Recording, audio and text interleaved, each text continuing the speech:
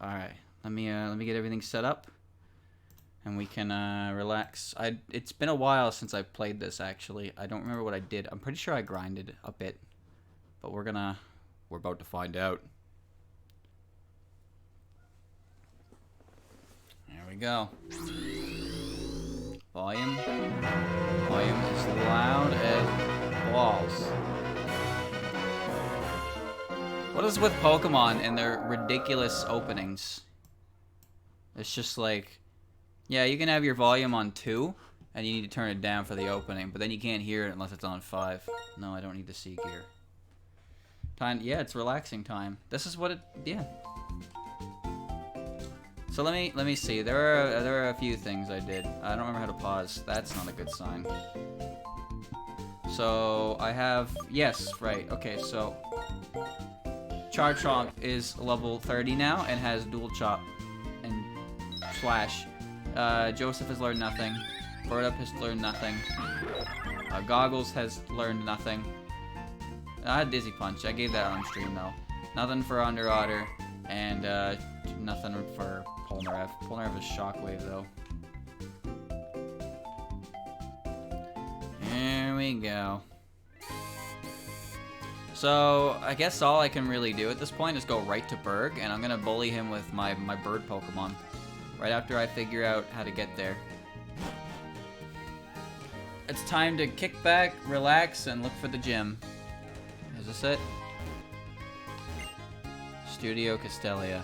Yeah, no thanks.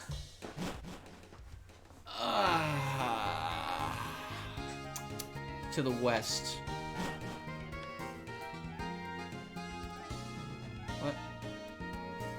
What are... Game Freak. Oh, that's the Game Freak building. I remember that building. I used it to level up in late game.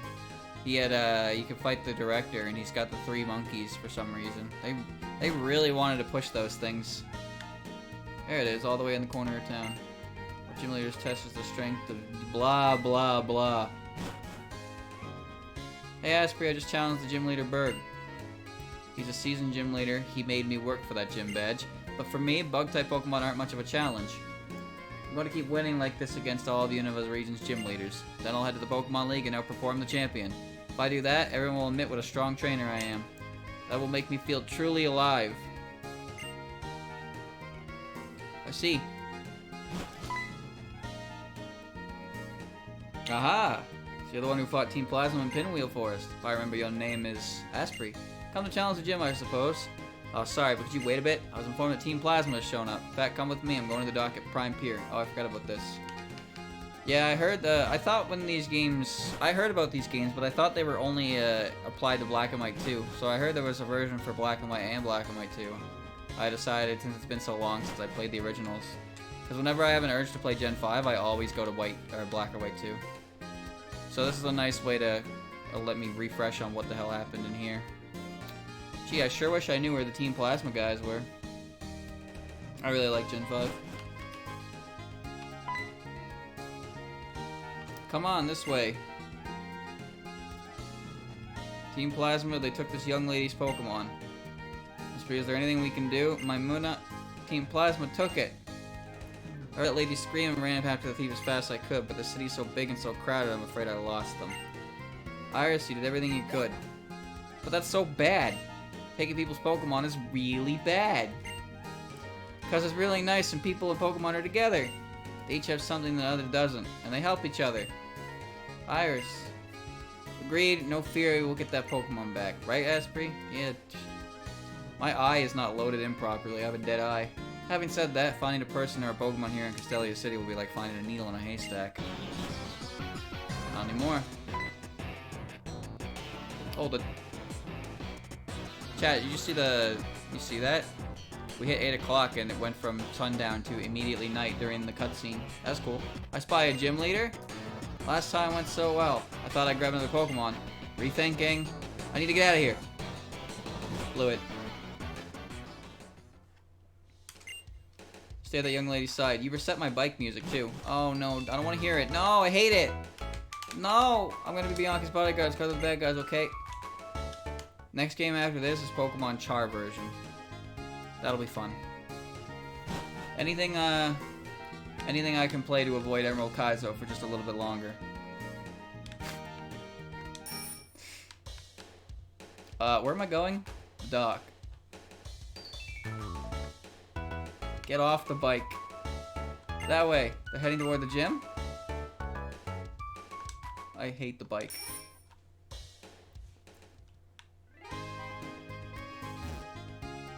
Ah, genius. This is definitely the place. What gave it away?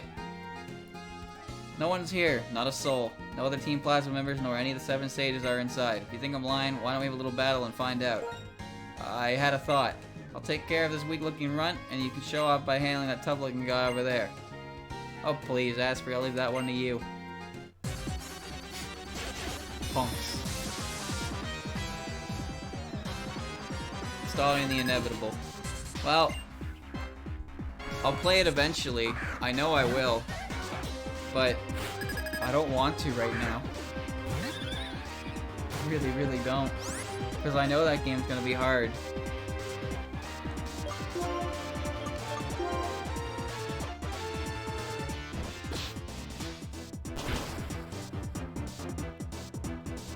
I'm a bit over-leveled, it seems. But whatever. Being level 30 by the 3rd gym is unheard of. I guess, I don't know, maybe Berg will kick my ass. Because I thought I was over-leveled for what's-her-face, Lenora, and she beat my ass.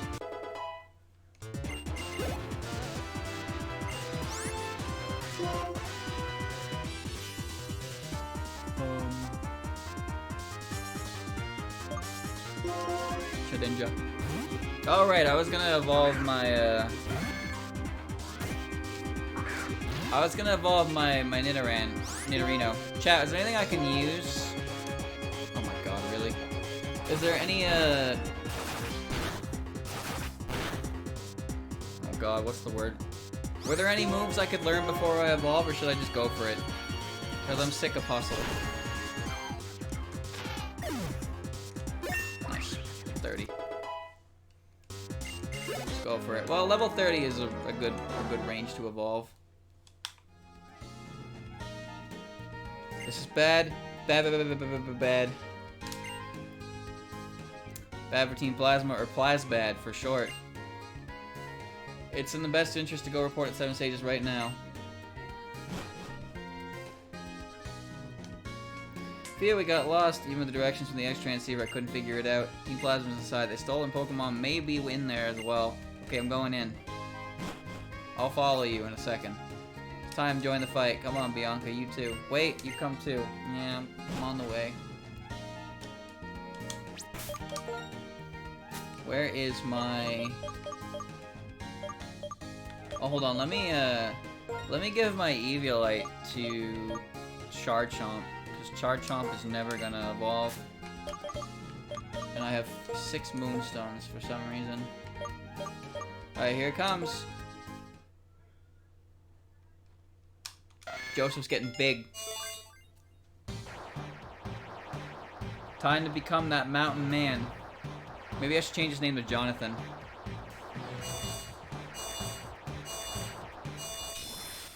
There he is. Nidorino learns Poison Jab at 39. Yeah, see, that's a TM anyway. Doesn't matter. It's way too high. Trying to open this bottle of water. Chad, I have a callus under my ring finger because of all the things I've had to open. All the bottles I've had to open that were like securely shut for some reason, and now it hurts to open bottles. And I can very visibly see the callus under it. And I remember once before I ripped it, so I'm very careful with that kind of thing. There we go. Don't fuck around with twisty tops. Alright. Ready to go. Keep everyone relatively even. Styravia is going to do the most in Berg's gym for sure. And I don't have access to a Dawnstone yet, so that sucks. Oh wow, everyone's here. My word, if it isn't the gym leader, Berg. So, what would you say that is guiding principle of Team Plasma anyway? Take what you want from people? I thought it would be amusing to prepare a hideout right in front of a Pokemon gym, but we were detected more quickly than I imagined. Indeed. No matter, we already have an exceptional base of operations. Everyone familiar with the legend of the Fountain in the Unova region? I am. It's the Black Dragon Pokemon, right? The truth of it is this. The Black Dragon appeared before a hero who sought the ideal way to knit together a world full of warring people. This Black Dragon Pokemon, Dragon-type Pokemon, shared its knowledge and bared its fangs at those who stood against it. Together, the power of this Pokemon and the hero brought unity to the hearts of everyone in the land. And that is how Unova was created. We shall bring back the hero and the Pokemon to Unova once again. If we can win people's hearts and minds, we can easily create the world that Team Plasma desires. Ooh, he almost slipped. That monologuing. Here in Castelia, we have a lot of different kinds of people. Everyone's way of thinking and lifestyles are very different. Honestly, there's something about what you're saying I don't quite understand. Yes, what is it? One thing we all have in common is that we care a lot about Pokemon. Even people meeting for the first time can talk about Pokemon. Talk or battle or trade. Remember your speech at Furret Town. You were responsible for leading me to rethink my relationship with Pokemon. For that, I thank you. At that time, I made a promise. I swore to myself that I would dedicate myself to Pokemon even more strongly. What you guys are doing? Aren't you going to strengthen the bond between people and Pokemon even more? Yeah, ha ha ha ha. You are quite hard to figure out, a little more intelligent than I'd expected. I am fond of intelligent people, you see. You'll enjoy hearing about this. From every corner of the world, I have gathered knowledgeable people for our king's benefit. You could call them the Seven Sages.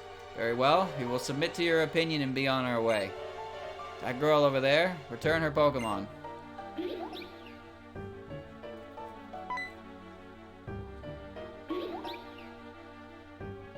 Accumula. Thank you. I'm so glad I see you again, Muna. Oh, Muni. Bianca, why are you thanking them? They take people's precious Pokemon. It's just I'm so happy that my Muna is safe. The friendship between Pokemon and people can be very touching. But, in order to liberate Pokemon from foolish people, we will revive the legend of Unova and win the hearts and minds of everyone.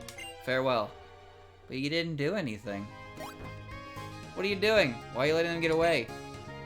Gah. What do we do if anything's happened to the other stolen Pokemon? It's okay, thank you, Iris. No one was hurt. More than anything, I got my darling Pokemon back again. Okay, if you're happy. What is everyone planning to do now? It would be sensational to look around Castelia City, but... Don't worry, I'll keep on being your bodyguard. Iris. Yep, that's great. Iris is a dazzling Pokemon trainer, but maybe not at home in the big city yet. So a little give and take, People and Pokemon need to help each other out. Also, thanks for looking for the Pokemon here. This is for you. How many more times can we talk before I can play the game? See you. Alright, Berg, you want to talk too? Might as well. Lay it on me. Well, then ask for the waiting in my gym. Oh, yes. That's a good item, actually. Okay, now I can go to the gym. I didn't even have to fight anyone in there. Wait, so what's upstairs?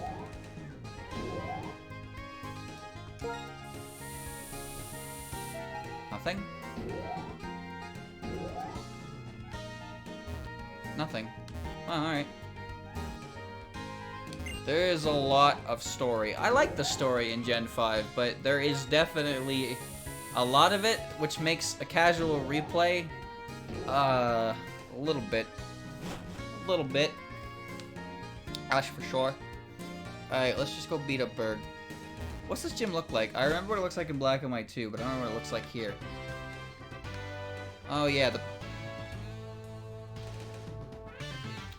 Sticky. Oh, I need to get my fresh water. The honey walls. A sticky, yummy threat. Here we go. Walk through walls at first glance. There's funny honey walls. They look impassable, even impossible. If you try hard, it'll work out, so I say. But if it doesn't, here's a sweet tip. I didn't read the sweet tip.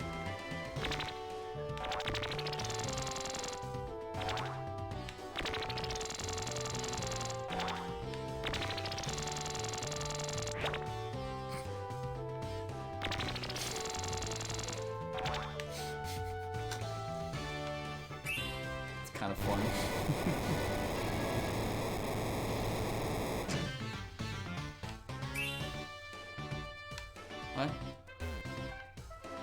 What? You see, in Black and White 2, his gym is cool. It's like a giant cocoon thing. This one is just honey and clowns. Oh yeah, this is the fantastic combination. Ooh. Ooh. Now that's some heat. Alright chat, this is the part of the game where I press wing attack 5 times, so I need to find something else to talk about while I do that. Shit, I got nothing. I already talked about my Fumos. Those are on the way, those are gonna come. Those are probably gonna be here like mid-November. And I'm definitely gonna keep my eye on more things. Because I don't think we're ever gonna get a restock like that again. So I heard about it 4 or 5 days prior to it happening. Here's the part that pissed me off though. Okay, so I put in my order in Zen Market 4 days before the pre-orders went live, right? And I figured, okay, if I send them the information and payment and all that ahead of time, they'll be able to buy it right away. Now, you know what they did to me? They emailed me back 2 days before the pre-orders went live and told me they couldn't buy the item because it was sold out.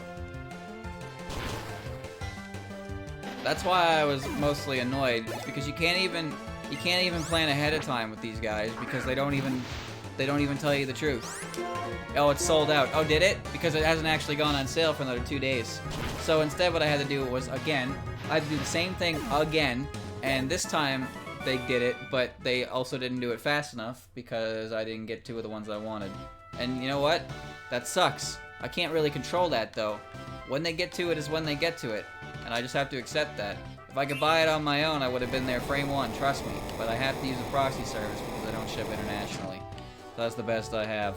So I'm glad I got a few of them, but I'm not very happy that the reason I didn't get the others was because of things that were out of my control.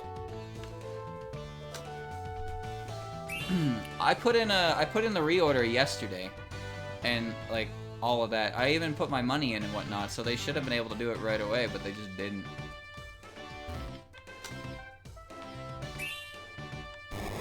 Am I just hitting every button? Like, what am I doing here?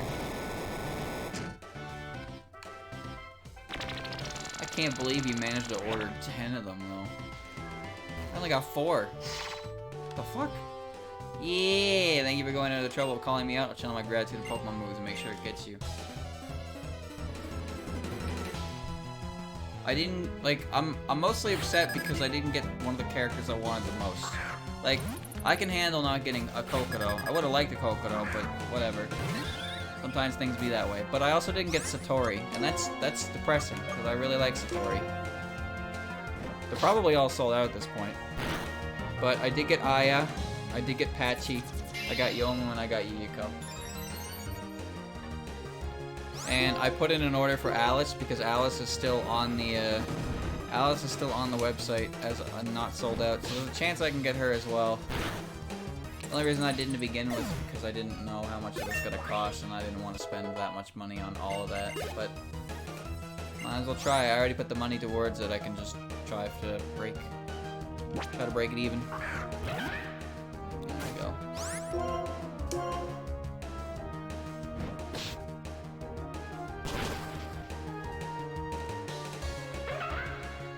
I mean, it's just it's a Fumo. Some people think they're a bigger deal than they are, I guess, or they see the culture surrounding it and they think they need to get one.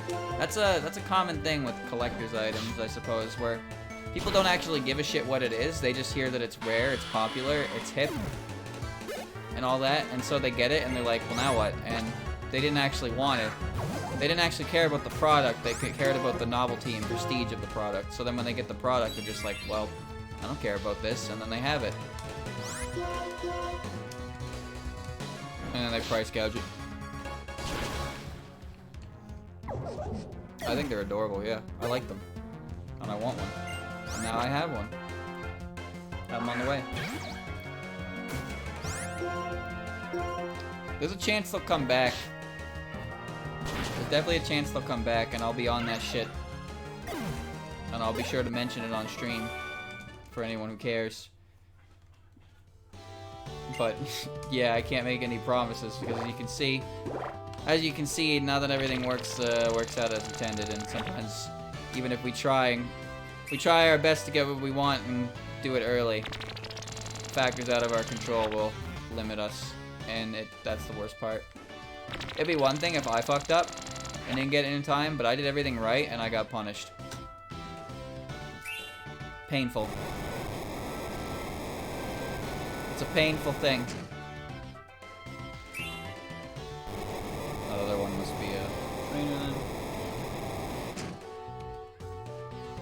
Yeah, when I retweeted that, I was like, I'm surprised it isn't blown up high, like more than it did. But then it got a couple thousand retweets after the fact.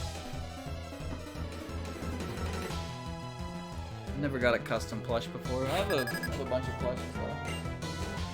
They're in bags. I don't know where to put them. Yet I bought more.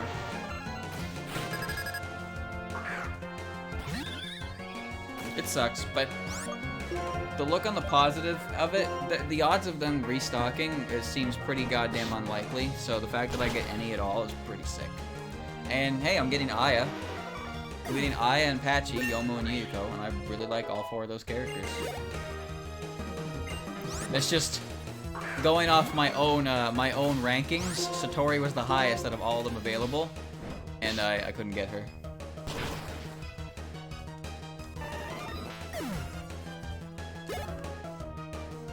Funko. I hit the button. So. They did have Rainbow and Marissa, but I didn't want the Corrin style ones. I wanted an original. They sold out fast anyway. If you go on the website, you could probably see if they're all sold out now at this point. But yeah, 8 of them sold out before a day even went by for their pre-orders. The only ones that didn't sell out were Aya, Yomo, Yuko, and Alice. But they're probably gone now anyway.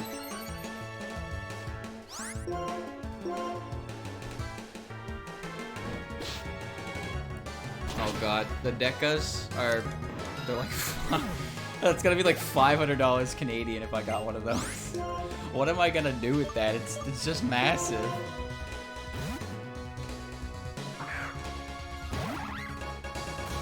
That'd be a big investment. It'd be a really big investment, and it would have to be a character I really like. I'll buy a Suika one, and it will drink all my booze. That's the plan. Haunted plushie that drinks your booze and calls you lazy.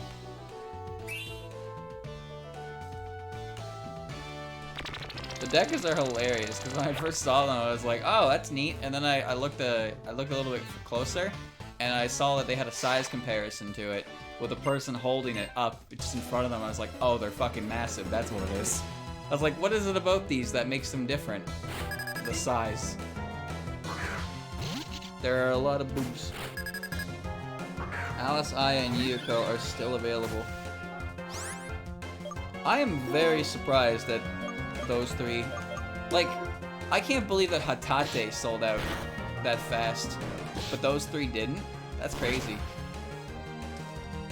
Like, Hatate sold out before Aya did. That doesn't even make sense to me. The only reason I can imagine that is because Hatate, with her lack of popularity, means that less people have her. So from a collector's standpoint, she's rare. But like... Oh, it's part electric, I forgot. In this game anyway. Oh great, quick confusion, cool. Hatate's probably really rare, so as a result, people probably trying to get her because the odds of really releasing that one seems pretty rare because she hasn't been relevant since 10.5 and it's a long time ago. Whereas a character like Aya is really popular. Then again, Rainbow and Marissa sold out, but they might also because they were specialty sets.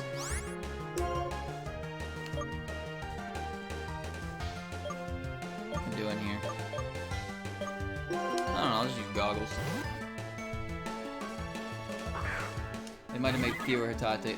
That's another thing too, yeah. They didn't actually say how much of the product they have available, but they limited to 3 per customer. Shion sold out. You know what the worst part about Satori selling out was that when I went to the website to confirm it, They didn't even have it listed as being sold out, and then I refreshed the page, and then it said it was sold out. So I missed it by a second. Nope, no Jun. They had Satori and Koichi. It was Satori, Koichi, Korin style Reimu, Korin style Marissa, Aya, Pachi, Alice, Hatate, Shion, Yiko, and Yomo. Butterfree. Staying in with goggles. Korin style is they're in the outfits that they were in Cola. Because they had different outfits, more frilly outfits. So they've actually released a figure set as well with those different ones. Korin style Sakuya, Korin style Marissa, Korin style Reimu. They also have Reimu in blue. They had a Toavania style Remilia, and to be honest, I kind of regret not getting that because I could have pre-ordered it. It probably would have come to like $300, but God, if Toavania Remilia doesn't look fantastic, maybe it still exists. I don't know. Get a Korin style Marissa. Yeah, I didn't really feel like getting a specialty one. I wanted an original.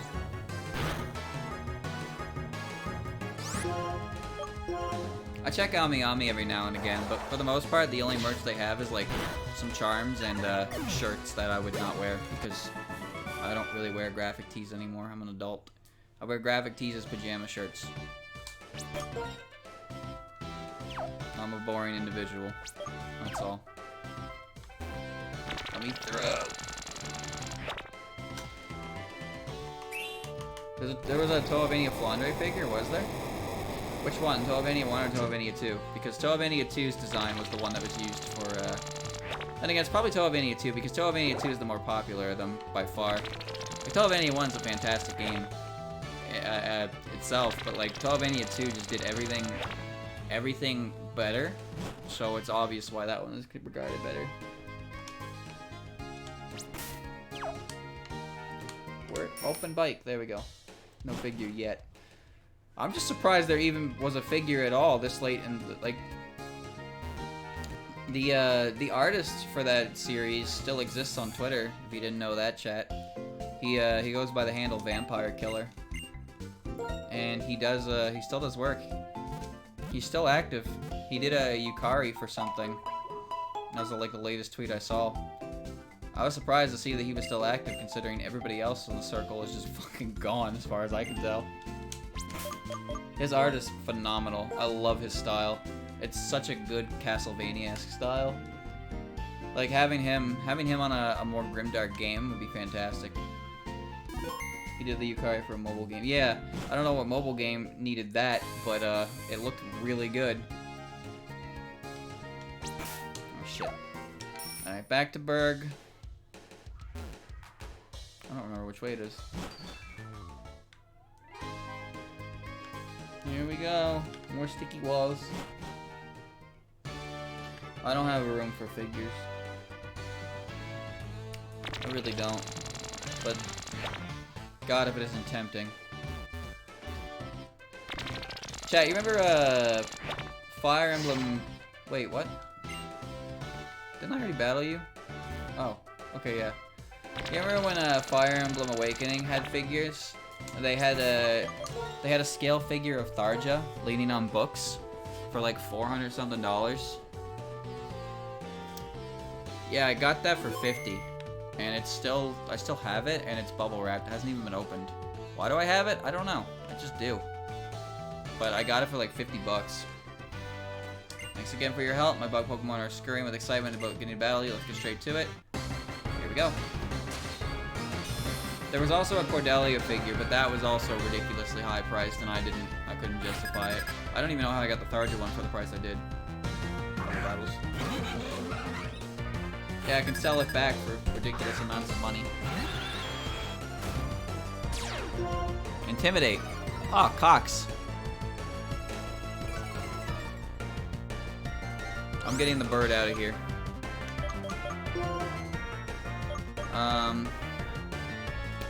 I legitimately think Polnareff is going to be useless in this fight, so I'm foddering. Wow, you aren't much better, are you? Poison sting, I guess. Yep, this is not gonna go well, and I'm gonna have to do it again. How about intimidate? Cool.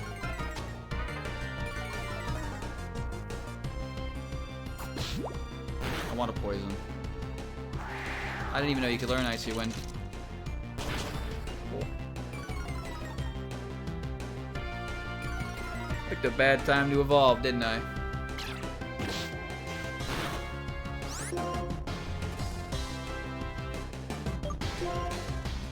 Nah, it's not worth setting up.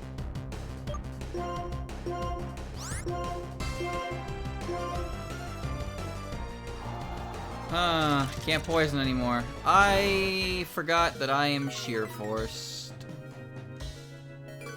I forgot.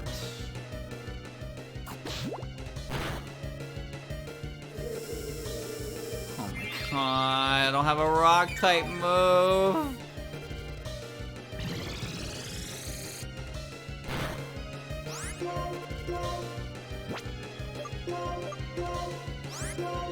This is a bad start.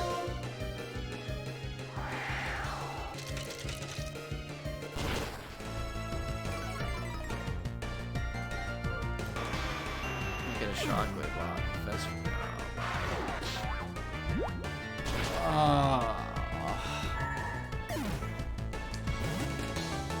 this is a bad start. Well,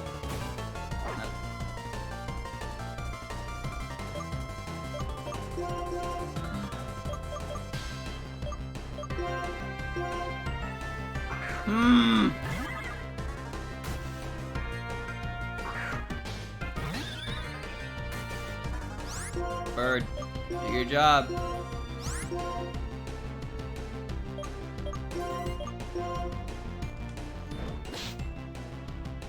worry, that'll kill Heracross.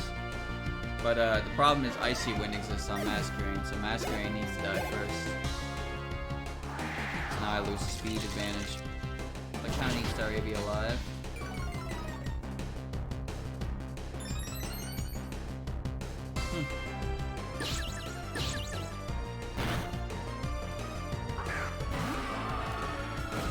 Oh shit!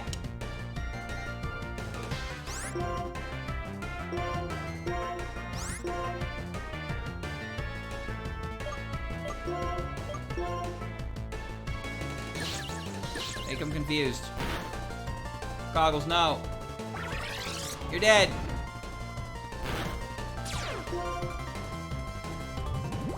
Poison Dutch.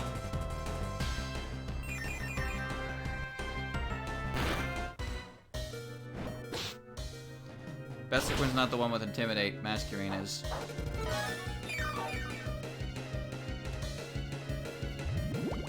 I'm dead to poison. Fuck.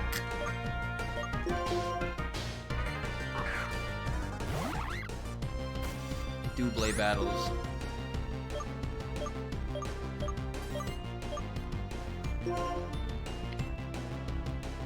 Oh boy. Oh boy. Oh boy.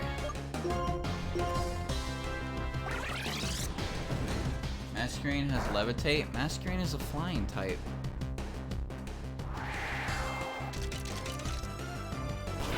Ow.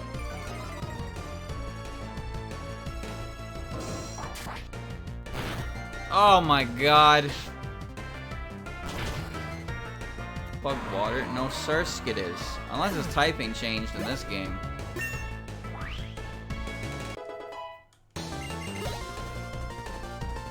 Leave Annie. Well, that thing would die to one quick attack if I could hit it. This ain't good. It is bug water in the sack.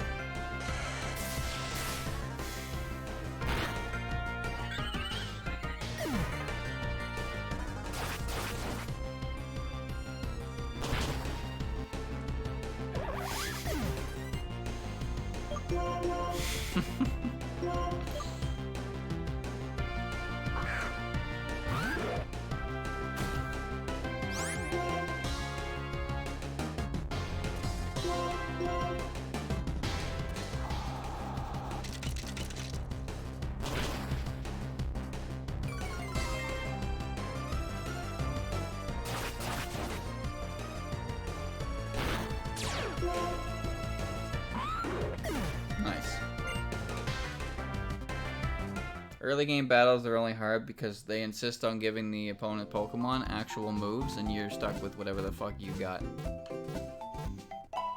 It's one of the most annoying aspects of ROM hacks.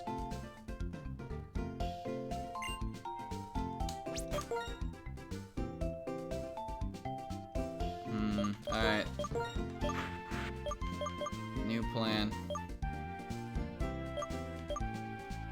New plan. I got levels, so I'm not gonna restart, but let me try this out. Masquerain needs to die first because Icy Wind is to hell obnoxious. I have Smackdown, yes, but I don't think anyone can learn it. Let's see. Maybe goodbye. Well, Nidoking can learn it. It's better than nothing, I suppose, but I also don't want to give it to him because he's... Nah, I'm not gonna bother. Anyone learn Flame Charge?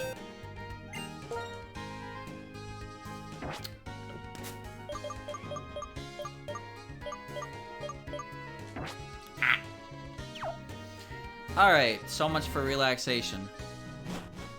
It's getting hot in here again. Probably better than sheer force poisons. I forgot again. Oh, for God's sakes. Alright, just take the move. Sheer force poisons thing is heat! Heat!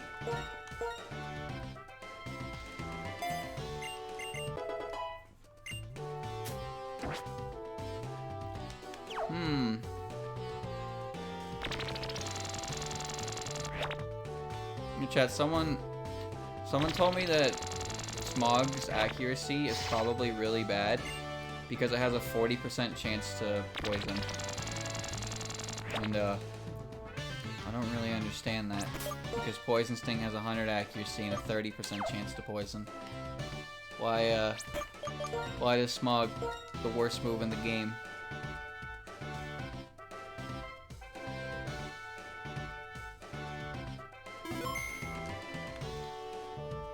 Sheer Force is a power increase on moves with secondary effects and removes the secondary effect. It doesn't remove negative effects though. Like it doesn't remove recoil or stat downs, but it does remove moves all other secondaries. It's a good ability with Life Orb because Life Orb damage is negated if you use a move that is Sheer Force boosted. Oh, it was best become with Intimidate.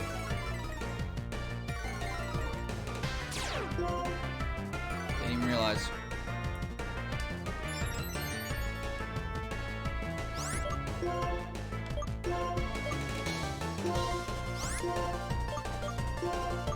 Alright, I'm beating up Masquerain.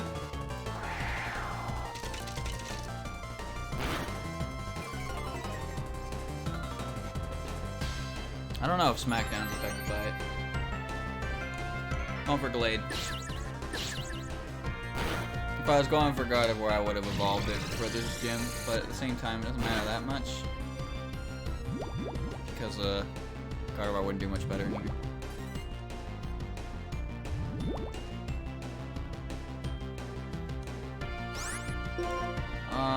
Is he gonna heal?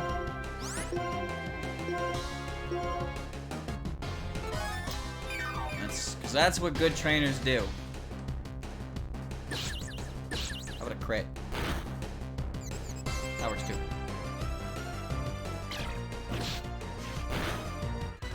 Nice. Way to hang in there, Polnareff. That's what a true champion of justice does.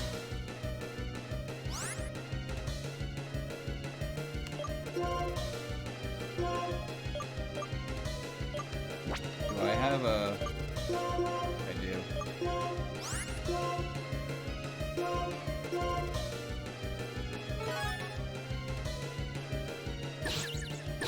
There we go.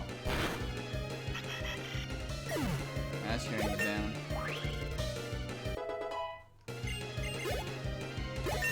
Nice. Sucker punch. Oh, yes, please.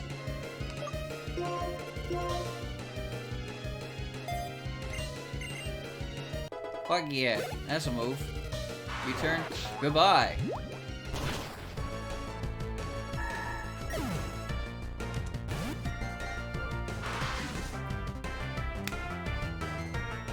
Heracross. Okay, I know what I'm sending in. Absolutely not playing Heracross. Big bug.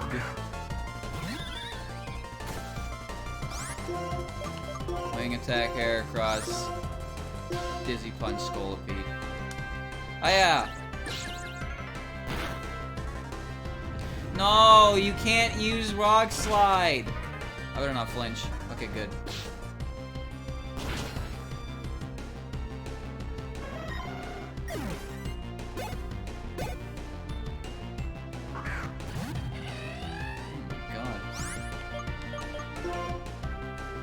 I know that thing has speed boost.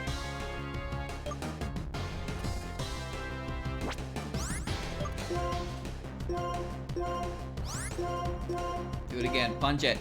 Crit. Crit high roll. Crit high roll. Crit high roll. How about a confusion? I hate Scolipede. Bye. Think I give a shit? Send on your Vespiquen.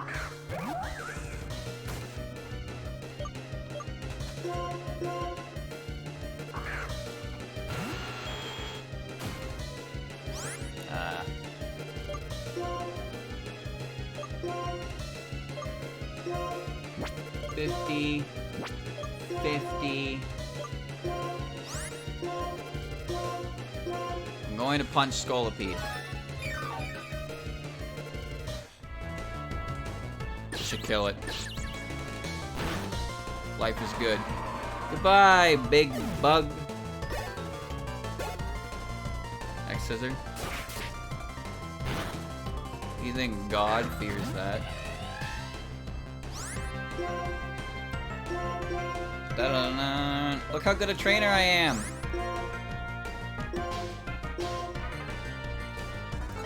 I have potions too. That makes me a good battler. God damn it, man.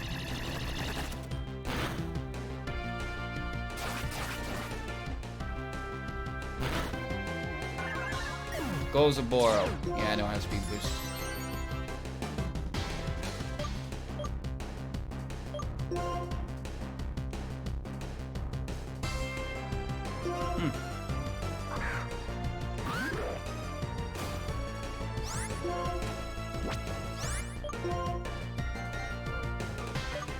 Lay the smackdown on Yen Mega. And, I don't know, dual shot Leavanny. You read my inputs.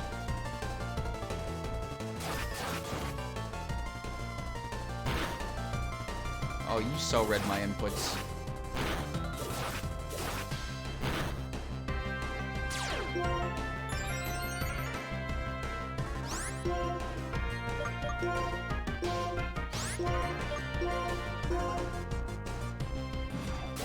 Ooh, this thing is annoying.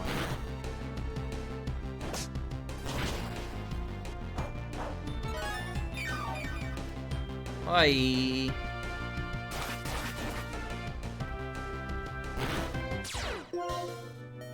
I'm good. Oh, I flinched. Cool. Cool mechanic.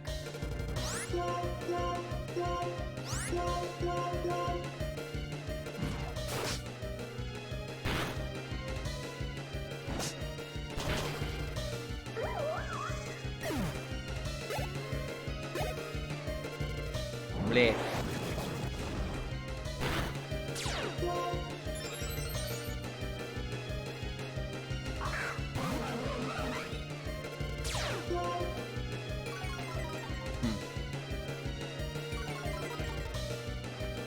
Are the last two? Yes, they are.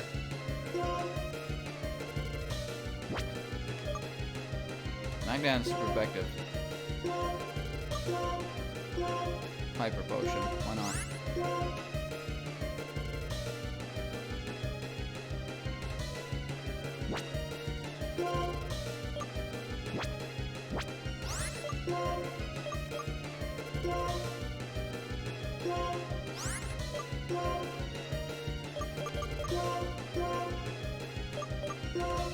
Ain't over yet.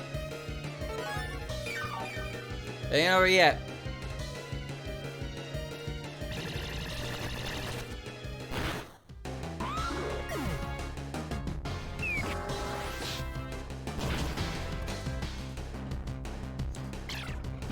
Fell straight down.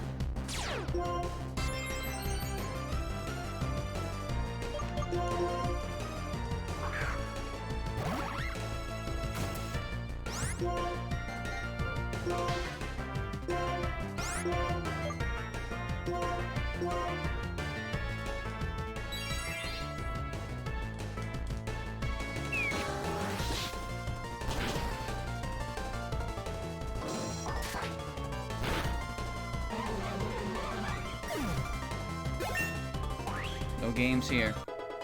No games here. Oh, Ed, get your speed boost. Let's see how fast you can go. Could it be tying the bug out here? You can pick. You can't kill us both. You can't kill us both.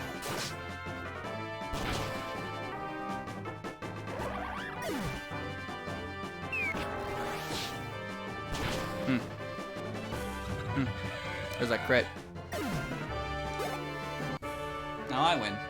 It's over as my muse abandoned me. Oh, bug boy. Curlia. Oh, that's a big B button. I don't know which one B button is. Oh, I lost. Whatever. Losing to you doesn't bug me because you are amazingly strong. This is the gym badge. You beat it, so it's yours. I hope I can get access to Earthquake or Dig or something for the next one, because that's going to be hell on Earth. That one wasn't supposed to be difficult, but it still was. The insect badge is insectable, I mean incredible. If you have 3 badges, Pokemon level 40 will be in trade, put in a generous I'll give you this. U-turn. Wow. My favorite move. U-turn allows the user to switch out of battle in a hurry. I'm the best guy to tell you it's the artistic things that count. I hate you, Berg.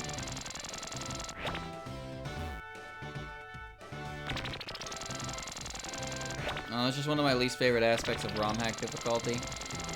Is when the only thing they can do in Pokemon is give them a bunch of fully evolved Pokemon with actual movesets, where you have Diddly Squat. I can hit you with Peck. Oh, that's nice. I have Leaf Blade and X-Scissor. Hey there, where are you? Would you do me a favor? Let's have Pokemon battle. Ours train maybe a little stronger. I should pick my Pokemon now. Let's meet at Gate Route 4. Okay, see you later. Okay, bye. I'll catch up to you later. I hate Emolga. Flying Squirrel. All that thing did was get in the way when I was looking for Audino. Alright, let's heal up. That's what they do. That's what they do. That's how they do it. That's why the later fights are never as difficult. Because you also have those moves at that point. The early game fights are hell. Because you're either power leveling to make up for the fact that you don't have moves that utilize your stat pool, or you're getting lucky and have a million items. That's another thing too. You have a million items at that point. I have a potion or two. I have a potion or two.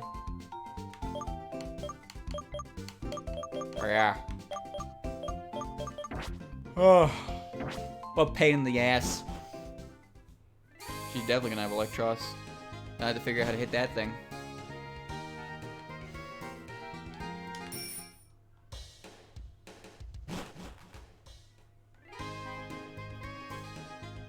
Here we go.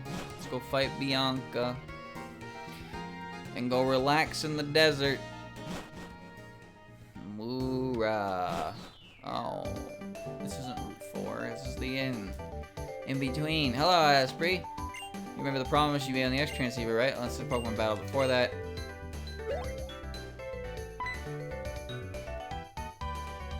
Said we can have Pokemon battle in the gate as long as we're careful not to break the electric bulletin board. The new and improved version of me, I'm gonna have a great time at start Pokemon battle again. That's the first time I think anyone has ever been considerate of the surroundings before starting the Pokemon battle.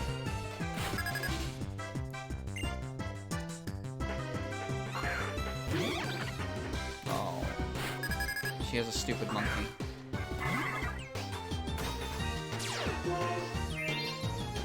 Unburden.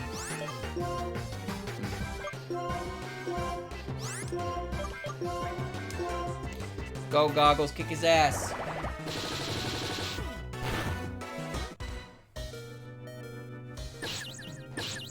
Man.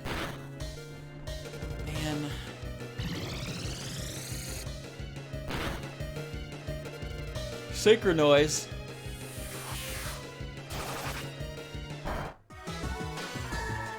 You know, I don't think I've ever seen that move. Ever. Like, ever. Wow.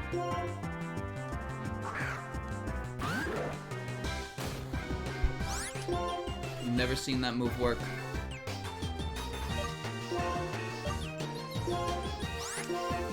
Alright, I'm going to punch the mook again. I forgot she's a trainer.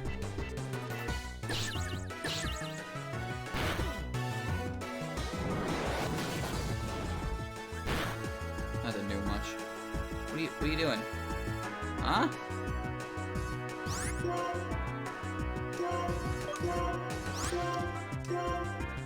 Embrace monk. Base 120. It's just worthless. Because the only way you can use it is if you hit something that resists it. What's the point?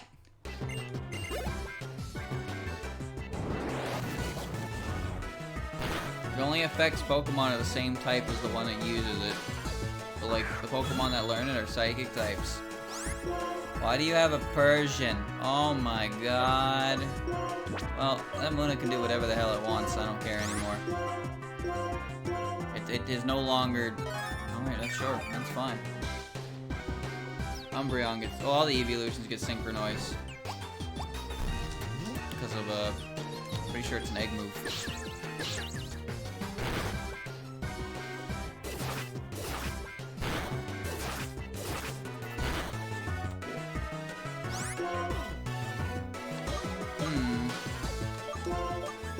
Watch this. Whack him. It failed. I do believe I've just been played.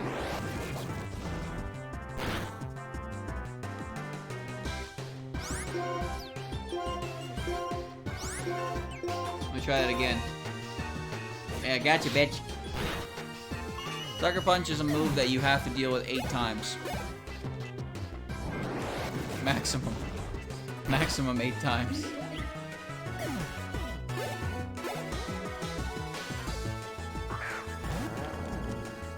He's part ground in this game.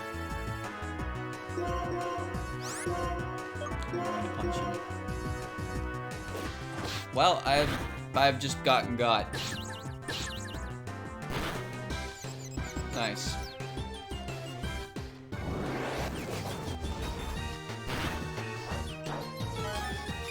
Alright, now it's time for the main event. Am I in trouble? I'm gonna press metronome and see what happens. I thought my taunt wore off. Never mind. I thought mine wore off, that's all. Nice, easy battle. Now I have to go heal again.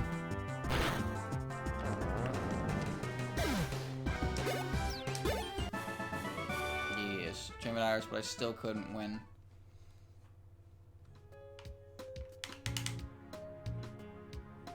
I'll never be a strong trainer like you or Sharon or Iris, but you know, since we left Nuvuma town, I met a lot of people and I've been thinking about what I want to do in life. When you look at that, when you look at it that way, Pokemon have given me a lot of new experiences. Having my Pokemon stolen was just really hard, and I felt really unsure. Still, I gotta say, I'm glad I really went. I'm glad I went.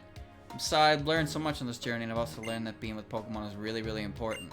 Okay, well, I hope to see you again soon. Bye-bye, Asprey. Did you heal my Pokemon? Okay. What if she actually was Specs that whole time? Ooh. There's a healing spot on Route 4. Yes, there is. And I remember exactly what house it is. But, I've already committed to this route. So, I'm going to go through with it.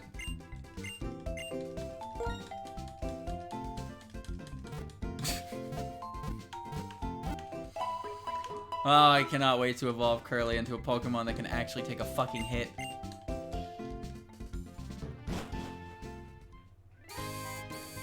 That'll be nice.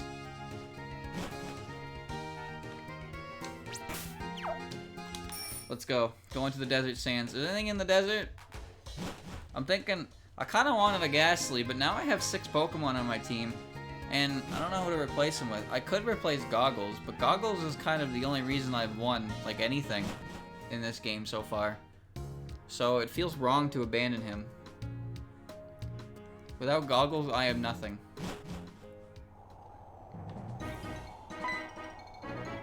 What do you want? Hey Asprey, I've been waiting for you to get the insect badge, and now it's time to see which one of us is the stronger trainer.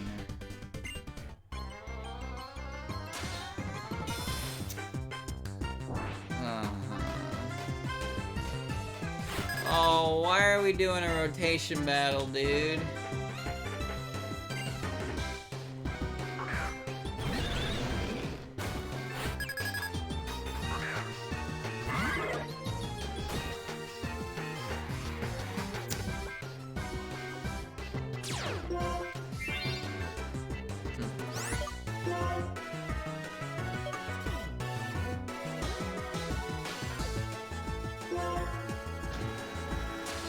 Hello, Rock. Dawnstone only works for 2 Pokemon. That's female Snorunt and male Kirlia. You can do that. Why is there a sandstorm? The fuck was that play? The Dawnstone and the cold storage. Yeah, but that's 2 gyms away. You know what level I'm gonna be at that point? Like 40. I think his Kadabra's broken. It's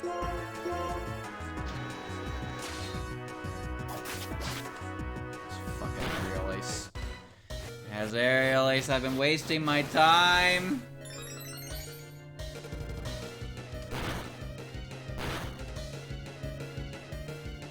You seem to understand the importance of the first attack very well. It's been 5 turns and you got hit by Sandstorm.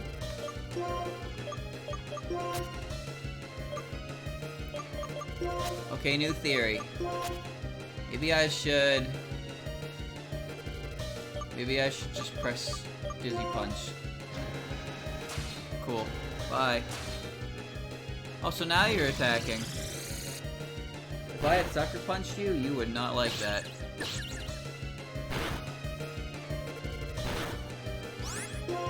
Go ahead, switch again. Why do you switch every turn? Gotcha.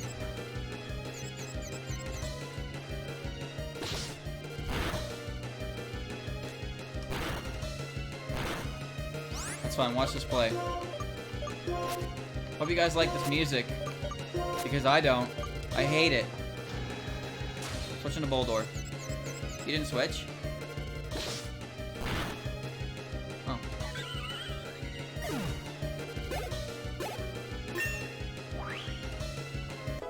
He didn't switch. Yo, can that sandstorm like go away now?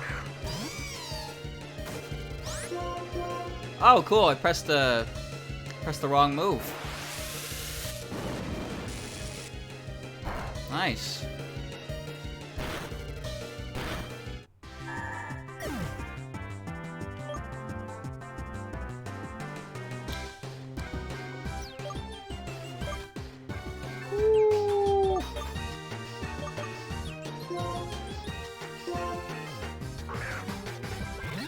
brace monkey.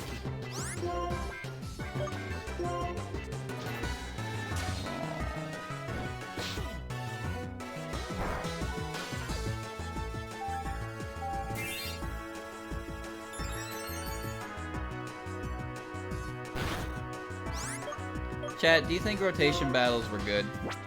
Be honest with me.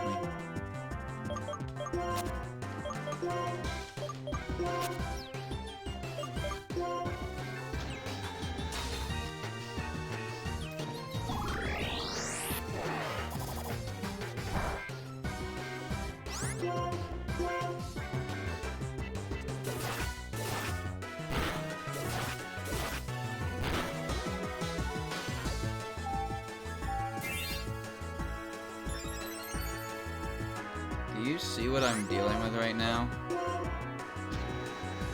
You're reading my inputs! Oh, nice.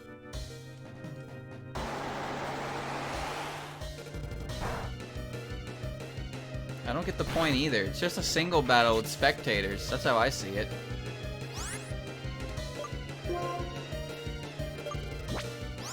I keep forgetting how this shit even works.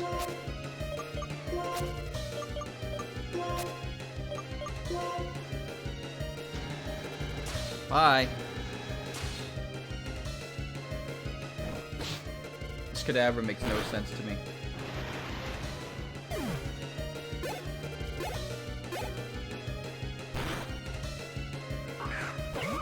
Oh, the worst one. Oh, poor fool. I'm convinced the AI doesn't actually know what it's doing. It's just hoping that it's just picking options and then it's either working or it's not. Alright. 2 more. I have to beat the monkey and the +6 rock. Oh, how I loathe to do that, but let's see if I can do it. I keep forgetting how to change my damn thing. Alright, here comes the dizzy punch. Oh, I got you, bitch.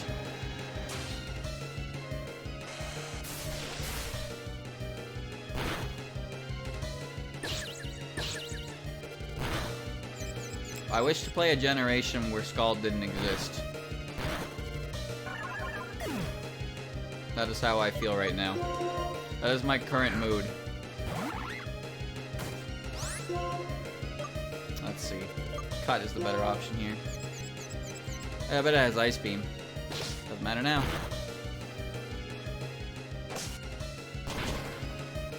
Sandstorm. Finally. Some good moves. Nice.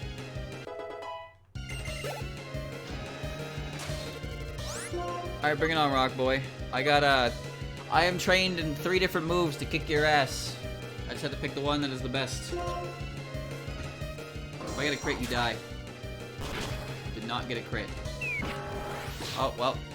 Chat, we're gonna be here a while. Give me something to talk about, because I'm not gonna be able to leave this battle until I crit. I missed? How did I miss? How in the fuck did I miss?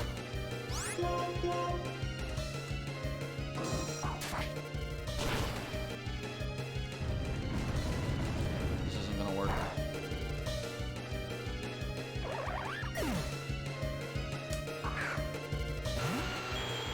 Joseph.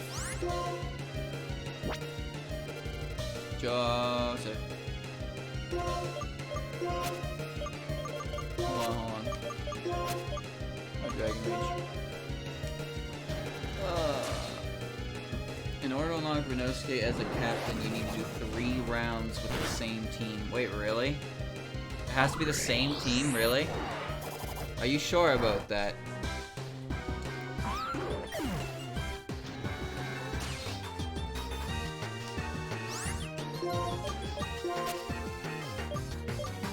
Dead.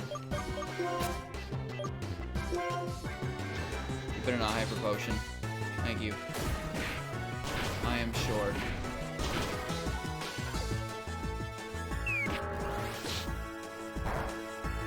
No.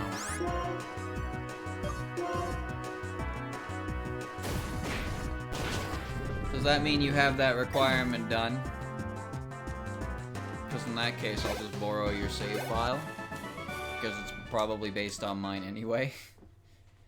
So I can just do that. Oh, bird! I have to pass the data over. Oh, give me the rundown on that so I can do that. I'm gonna do a travel mode with Renosuke. Big bird. Yeah, bird up. Yeah, my favorite Tuhu is Moko. Followed by Suika. Close combat. It's a good move.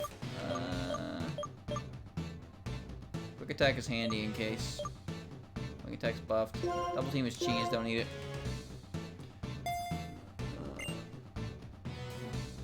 Just a hotel in Japan costs 100 yen per night, but your stay gets streamed 24. Your stay gets streamed 24/7. Would you stay there? Well, what if you do something that's against TOS? The reason you're so tough is the trust between you and your Pokemon, but that shouldn't be a problem. You can get more out of Servine and my other Pokemon too. I mean, I don't care. I'm only going to the hotel room to fuck off and then sleep and then leave. Hello there. Yeah, I have a second. You need something. Call Bianca too, but I guess she didn't hear the call. I wonder if she caught up in. Well, I suppose I'll just have to call her again later. Waiting for you two in front of the game in Bassa. Hello? Bassa's Gate Street down Route 4. Okay, bye. Weird. You need to beat the final match with the save I have at the final match of round 3, or I just send you the entire folder all together. Sure you want to play against level 91 Renosuke, Letty, and 96.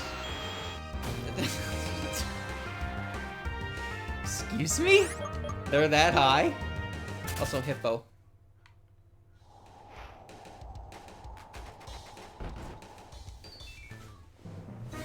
Yeah, no, I wouldn't want to do that. I have a backup of my own save folder anyway, so. Beat the match with the save worked fine, but I'm not testing the entire folder method. Well, the entire folder should just have all the data, right? As long as you have it all saved. I can easily confirm it just by checking travel mode and seeing if it lets me start with Renosuke. Alright.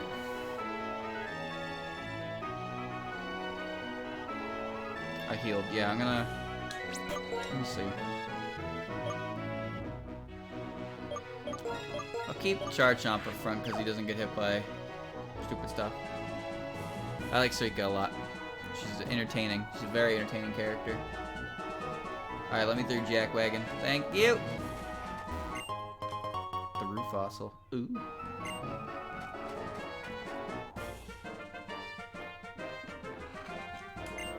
Let's go.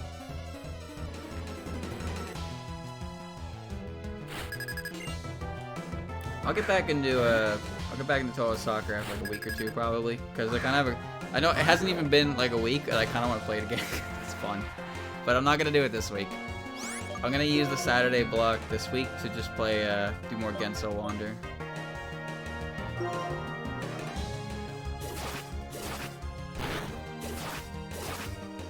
Oh yeah, no, I wasn't gonna do the man tournament until I had a file that I could comfortably, like, send out with Renosuke as an option. But I think the next tournament we do will require Jack as the goalie. We'll call it the Revengeance tourney.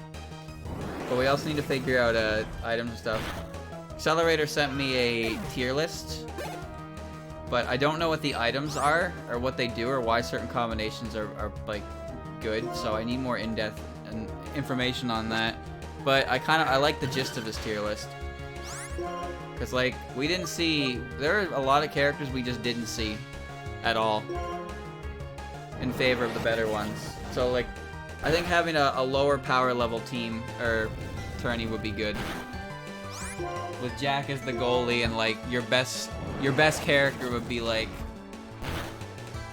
I don't know, like Rumia. Makes it cute.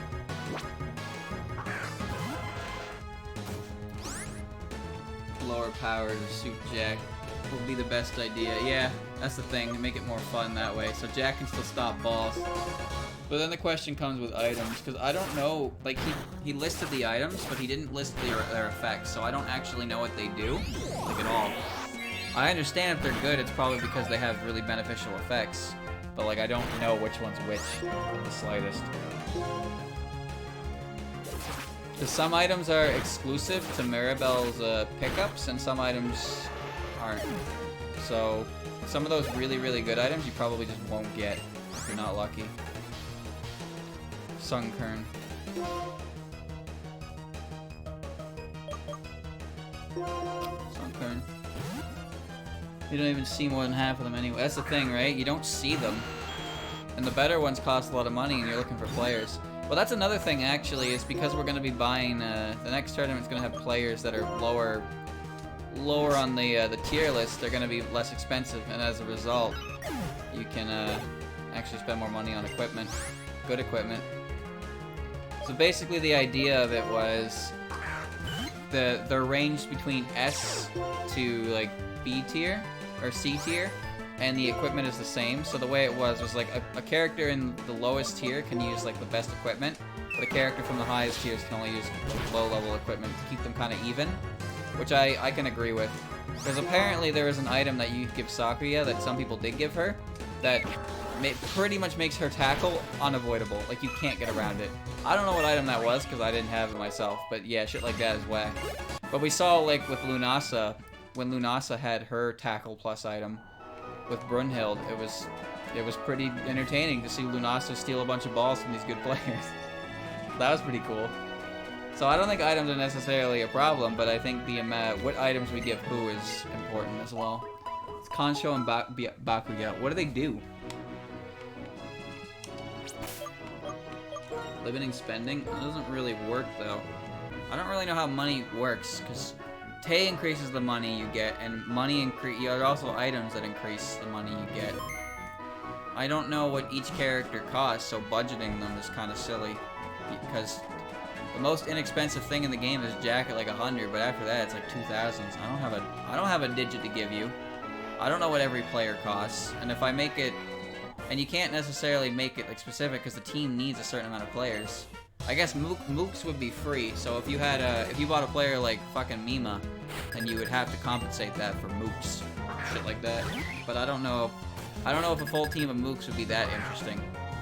1 or 2 mooks is hilarious if you're up for it, but they are bad for a reason, so they're not really going to do anything. Especially against goalies with effects, because they'll never actually instigate a situation where they can score. It's a hard process to do. Goalies with special saves are the biggest issue. That's why I think a low-level tournament with Jack as goalie is perfect, because then you could actually use mooks if you want. Jack won't be able to stop them.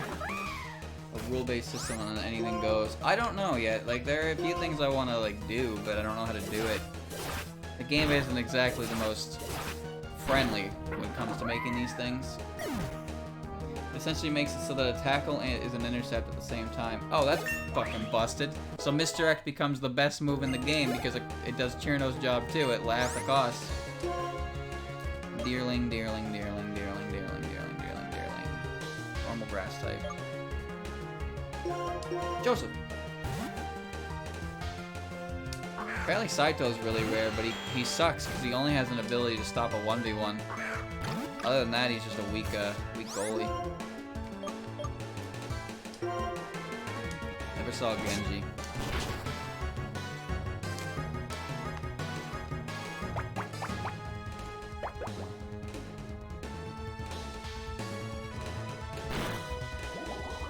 I got loose seated.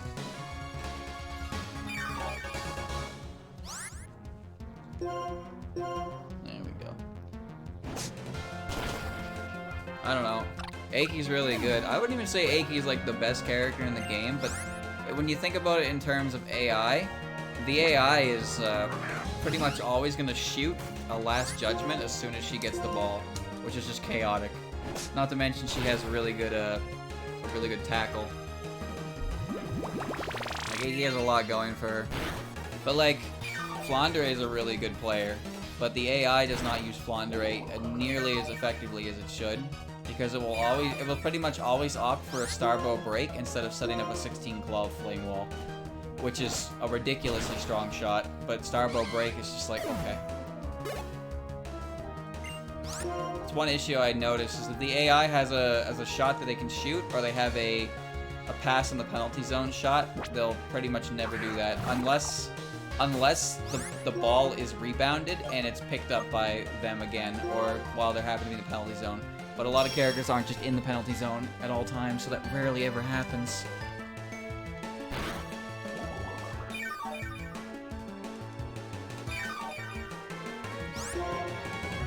Fist of Steel, not an item I'm allowing.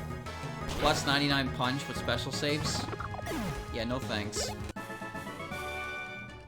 That shit whack. Alright, I gotta go heal again. Oh, alright, I can fight a backpacker. Why are they backpacking in the desert anyway?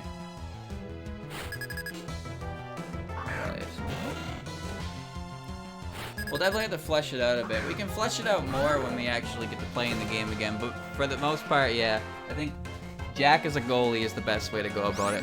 I have the draft, but as I said, I need an explanation as to what the items do, because until I get that, I can't agree or disagree with their placements.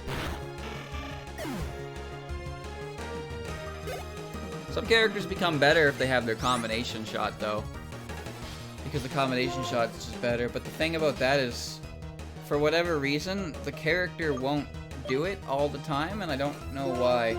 Like, I don't know why, but Game of Rising happened so much. But, we never once saw Yomu go for her one with Udong. She always opted to go for Eternity Slash, but I guess it's because Eden doesn't have a grounded shot outside of Game of Rising, so she always went for it, whereas Yomu just went for the cheapest special. I know Game of Rising is a ground shot. What I'm saying is Eden doesn't have a special ground shot aside from that, whereas Yomu does. So Yomu would opt to use her cheaper one as opposed to the one that was better, which is really weird. I don't understand why they decide these things. Doesn't make sense to me. Sakuya actually barely went for Killing Doll as well. Very interesting. There are very few. According to your own statistics, the most... Hold on, were your statistics just goals scored or attempts at the goal? Because Master Spark was used a lot. That was the most prevalent one used by far. Just goals scored. Then yeah. Yeah, Marissa probably took the most shots with her Master Spark.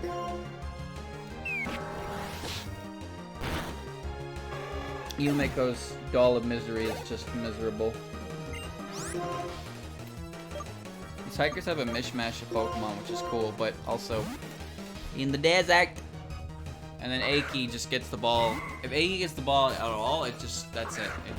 It goes flying. And then sometimes Mima showed up, and when Mima had the ball, Mima would use the button, and then it would, you know, the Mima button. Big meme button. The thing about Mima is, even though she pretty much has a guaranteed goal, she doesn't have the guts to sustain anything else, and her stats are like below average. So once she's out of I make the switch. Once she's out of guts, she's kind of just there. But sometimes those 2 goals she gets is all you need. Now Renosuke's stats are ridiculous. The only stats that Renosuke seems to not perform well in is passing. He's not a good team player, but he's just a really solid character. Like really solid. Wait, where's the... Oh, there we go. I got lost and I barely took any steps. Renosuke's passed out. This little... Yeah, Renosuke's supposed to receive the ball and then activate his theme song. And then no one can stop that ball. Yeah, Renosuke's not meant to pass, he's meant to receive. And then if he's buffed, he'll run right into you when you start with the ball. And then you're forced into an interaction with him where he steals the ball, takes 1 step, and then he plays the theme song. And then you just lose a goal. And you just can't do anything about it because who starts with the ball is random. And the opponents get 1 step, and Renosuke needs to take 1 step to get right in your face. Play the song. I don't have the board loaded up. Because I was doing Toho. I don't have anything on my screen. I don't really adjust things on the fly. I have everything set up ahead of time because I'm a lazy asshole. Oh, look at that. Lullaby. Neat.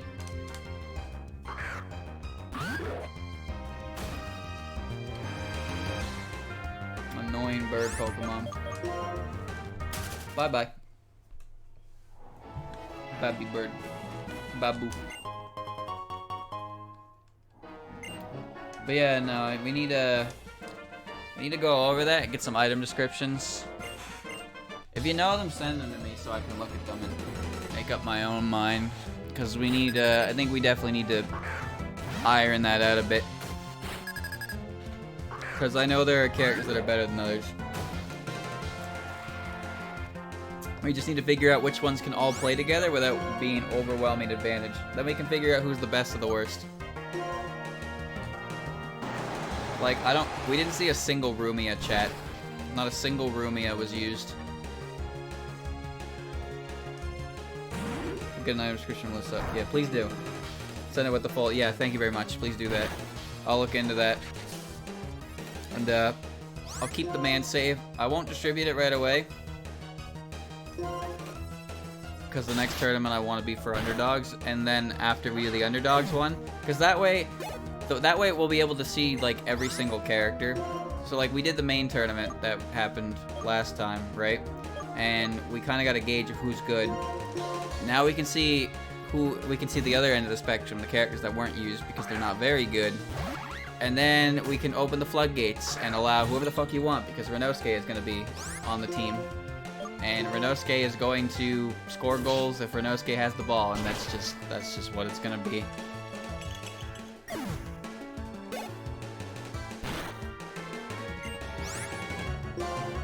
Ducklet. Get Shockwave. Gotta use Rumia now. Yeah, I probably will, but I need to buy her, remember?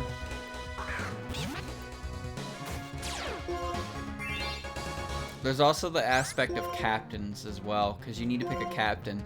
So I need to be sure, like, because I'll probably end up buying characters I can't use to help me win matches to move on, because you don't want to get stuck in the same match over and over again and not have and get a bunch of levels. That's another thing we have to be careful of, is the ridiculous level growth that might end up happening because of having to redo matches, because you're willingly ignoring good characters in favor of lower price ones. But the thing is, the lower price ones don't cost that much, so you could probably buy a couple like good characters. I think having a captain carry you, like having Flandre as a captain and then carrying me the whole time, is a pretty good idea. But like I just want to be sure, because there might be a character that I can use as a captain only, but still within the realm of usability in the tournament. Because the captain will get the most levels, so the captain will be the strongest unit you want. So to use that just to get the game will hinder you a little bit. I don't know what I want to do here, so I'm going to go with Joseph. You would never beat the finals of the second or third match of Child Mode with bad characters ever. No. No, you wouldn't. That's why I didn't want to replay it. I want to do a start at level 1 again.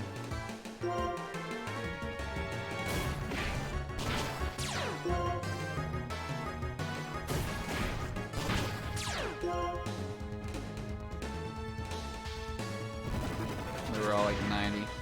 Yeah, fuck that.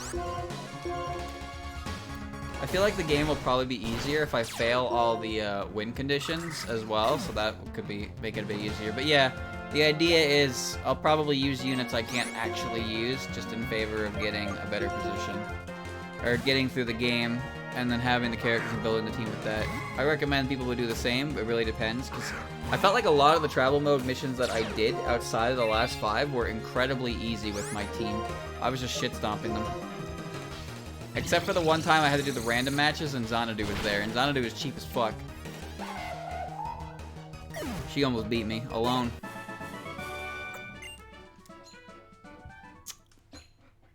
The only reason I recommend getting to the last match is so you can have every possible shop in your playthrough. You don't have to go all the way to the end if you don't want to, but like as I just said, if you don't have access to your shop, you want to see every single shop possibility before settling on it. Thankfully, you don't actually have to beat the final match, because that final match is hell. You have to fight 2 Renosuke's and a full-powered VVT. Fuck that. There's the little Sandile again.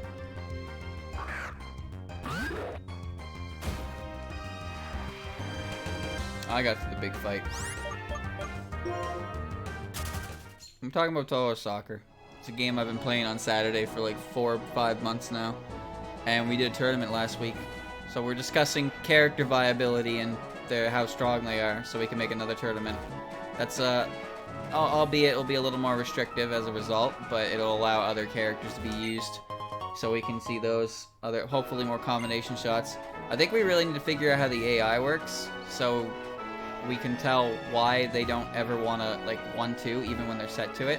Because I'll tell you right now, next tournament I'm setting all my characters with overhead shots to 1-2 and not shoot. I don't care how much guts it costs. I just want them to 1-2 all the time until they set up for a shot. Because setting them to shoot did not help at all. All it did was make Kane fire her next history from across the field, and Starbo break from Flandre. That was not what I wanted her to do, ever.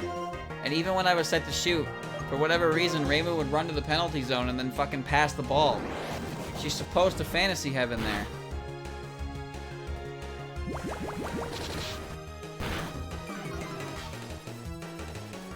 It was a lot of fun, though. It was fun to watch. It was fun to commentate.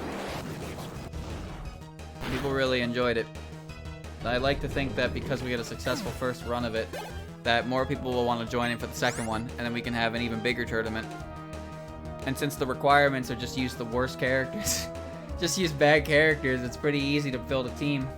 You could run a whole team of mooks. Hippo potato.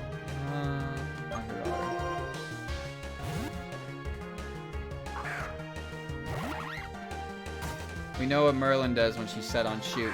You know, Merlin might be one of the most obnoxious characters if constantly shooting Hino Phantasms at mailing. I hate to say it, but we might need to look into that. Because I don't want to ban her, but I don't think Jack can handle that in any capacity. Because that shit was getting by Yukari. Like, what do we do?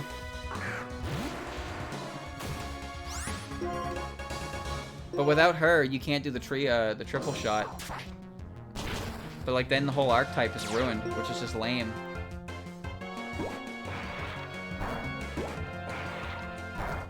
I guess you could set her as a defensive line so she wouldn't be at the front very much, but like, yeah, I'm not really sure what to do about that.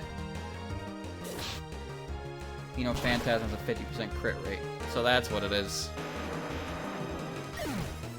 Yeah, because Yukari and Yumeko are having trouble stopping that, and so I don't think Jack is going to be able to do shit to it. How do I get that item?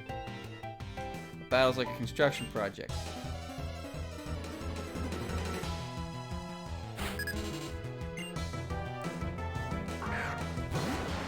If only we can make her not do that. It's like Killing Doll, but more budget friendly. I remember Hino Phantasm being a massive pain in the ass for me to deal with when all the sub-scenarios I had to fight the Prism River Sisters in. Because the Prism River Sisters are a really good core, because they have good interception and tackles and whatnot. But like the only shot they have is from Merlin, but Merlin's shot is really good.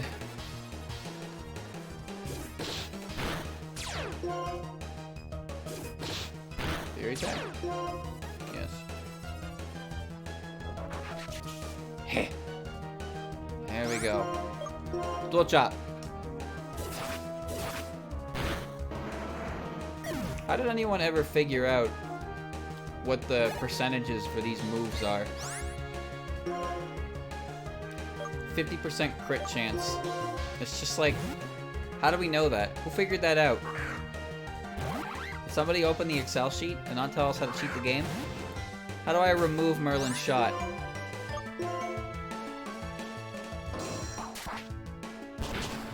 For some reason, Sandslash is a dead pixel of its head. Well, it did, now it doesn't. Weird, where'd it go?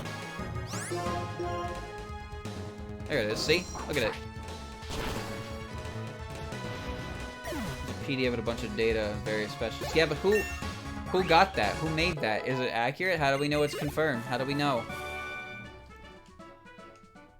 How do people know that?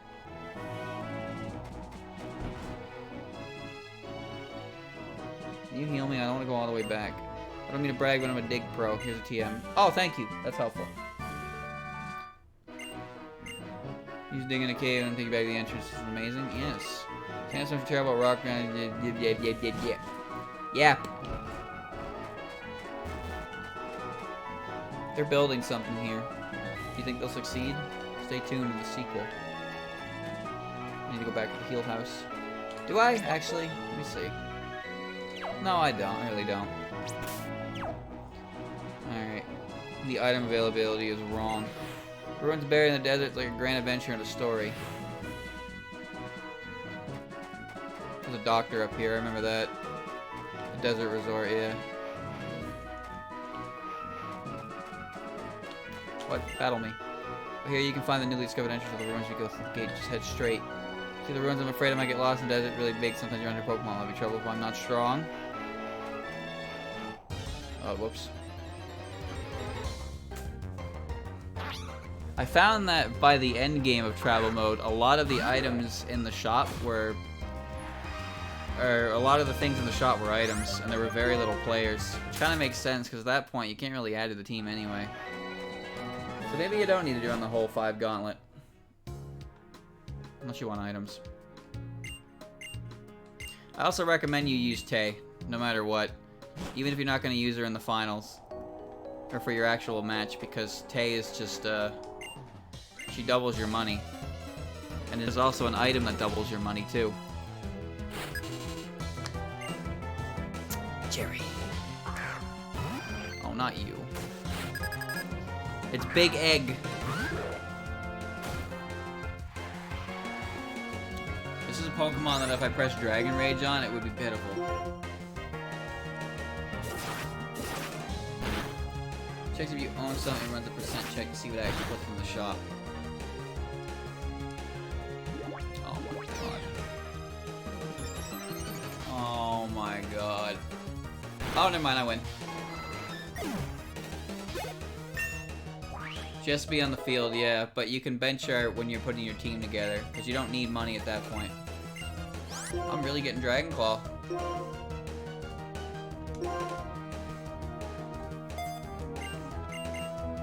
Has to be on an outfielder. Yeah. Chirno will most likely be banned because her interception is bonkers. So my team, I don't know, I'll figure it out. Obviously Tay is coming back though, because I need the money. Playing to the ground type, I'm already in tatters. Well, yeah, it's a desert, dude. What you expect to happen in here? The frame rates do not like this area. Hello, Mr. Psychic Man. Would you like to fight?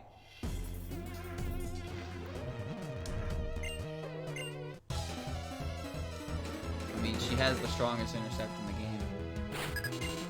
She jumped in front of my fantasy heaven.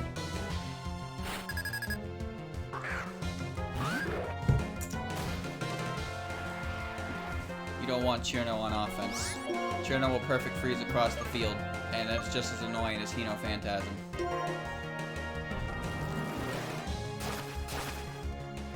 Thing is, we just need to be careful about who's allowed and who's not, because if we don't allow enough variety, then we're gonna get the same characters over and over again. Because it's 11 characters. And granted, that's pretty much what happened anyway on the main game. Even though there's 11 characters on the team, you only see about like 5 or 6 of them. A lot of them don't even make an appearance. But like everyone had a Mima. A lot of people had Mima, a lot of people had Aya, everybody had Marissa. Stuff like that, right? But like if we limit it too much, then every single team is gonna be like the exact same, minus positions and preferences, I suppose.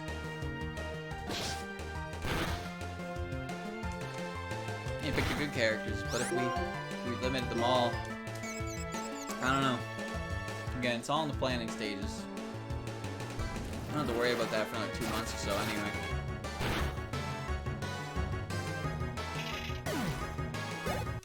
We'll get around to it again. Oh, that moment is when you notice how great Pokemon are. Pokemon are pretty great. Until they hit themselves in confusion. Firestones. I'm glad the dev made multiples, so when you pick them up, you get like 5 of them. That's pretty sick. This isn't sick. Your team was the most original, probably because you had Quackama as a goalie, and Quackama might be the worst goalie in the entire game outside Jack. But your team was thematic. No one else's team was. My team was just characters that I bought through travel mode. I didn't run any themes. Themes are cool though. Although I say that, but second place of that tournament was Daiusei as a goalie. So that's pretty metal. She got smashed. Daiusei didn't though. Daiusei is a goddamn champion. What about a random move instead of Jack? But Jack is better. Jack is way cooler. I would much prefer watch Jack stop balls than not Jack. Who wants an ordinary goalkeeper when you can run Jack?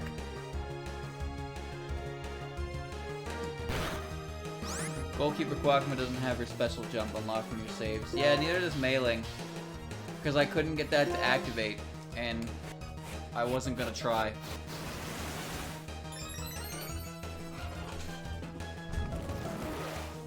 Got you this time, bitch.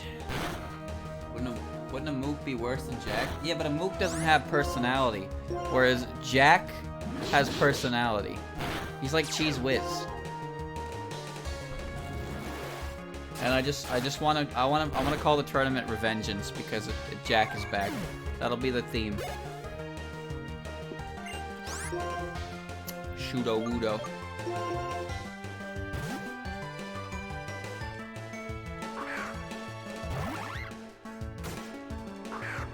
I used to like this Pokemon.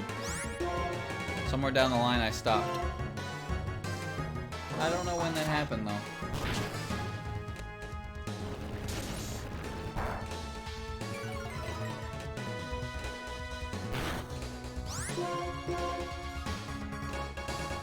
When did you lose your taste?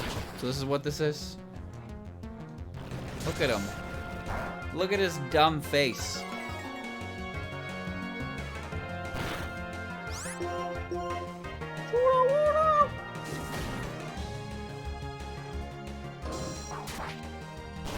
How could anyone look at this thing and be like, oh, it's a tree?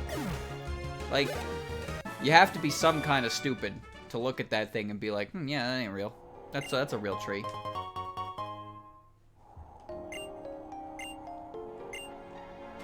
You don't look too hard. Maybe.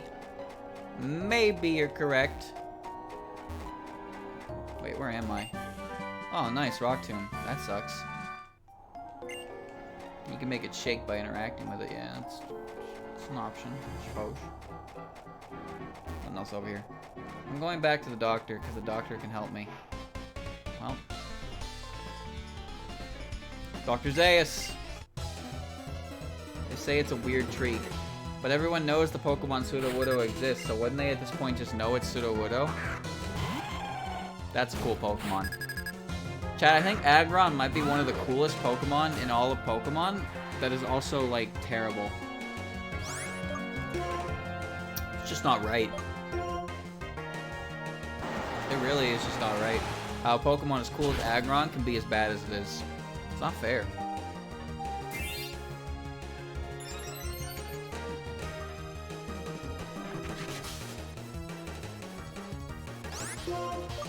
This is why I keep Dragon Range around. I'll get rid of it soon though.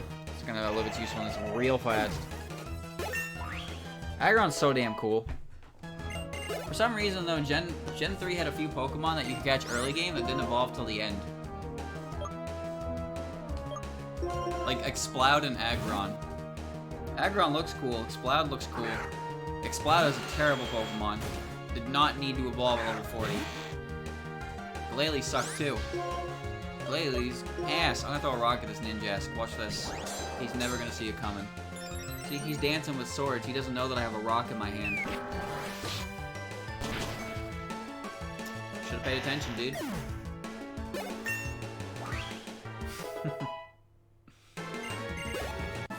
Glalie sucked and an E4 member had 2 of them. Yeah, she had 2 Celios 2 Glalie and a Walrein with sheer cold, because she's a good trainer. That was definitely something that scared you. I think she's probably the weakest Elite Four member as a result, because her team is just the same Pokemon twice and then the evolution. Like, what? She doesn't have much to work with. Look, Glalie sucks. Glalie sucks. So Phoebe has 2 Dusclops and a Bayonet and a Sableye. And, well, don't tell me she has 2 Bayonets. She has 2 Bayonets. Look, I'm sorry to break your heart, but Glalie is not a good Pokemon. Glalie is a Pokemon with the same BST as a legendary that is popped out by breeding Manaphy. They both suck. She did have 2 Bayonets.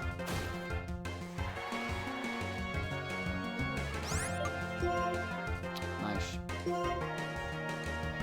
I like Frostlass more than Glalie.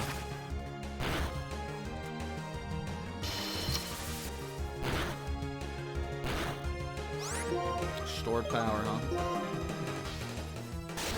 It's just a big, mean ice face. Oh yeah, no, you should... I don't think you should like Pokemon based on their usefulness. Because that's kind of shallow.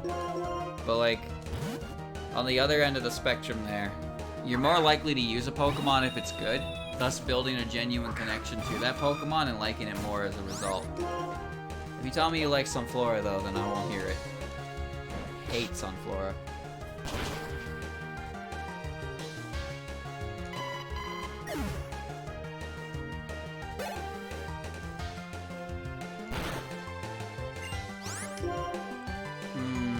Love Disc.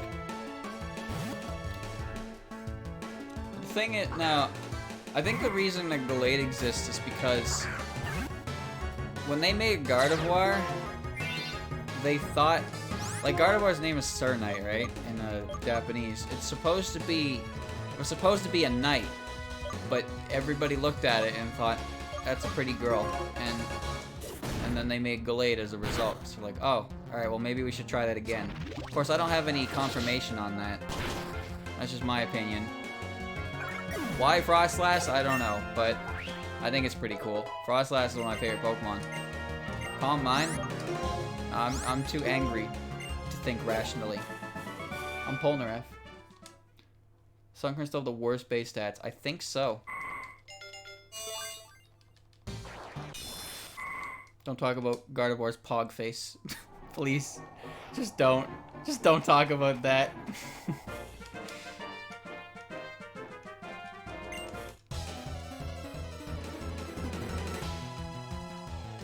I just don't like Sunflora.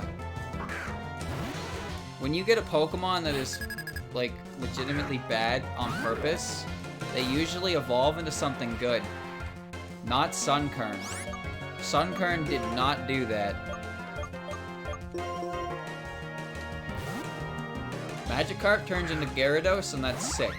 Sunkern turns to Sunflora. That makes me sick.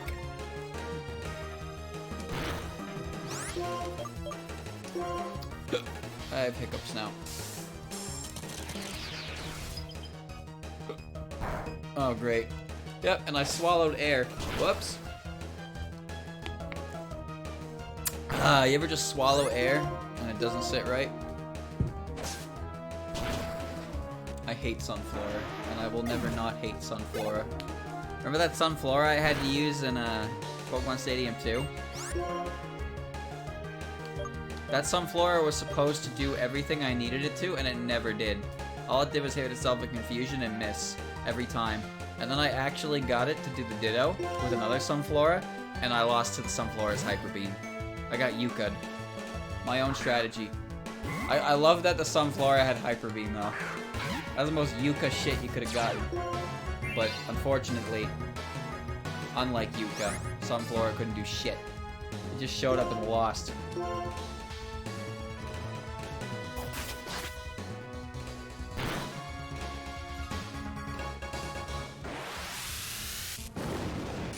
Can I have my Dawnstone, please? You're alive? Not anymore, bitch. Yeah. goodbye. Ah.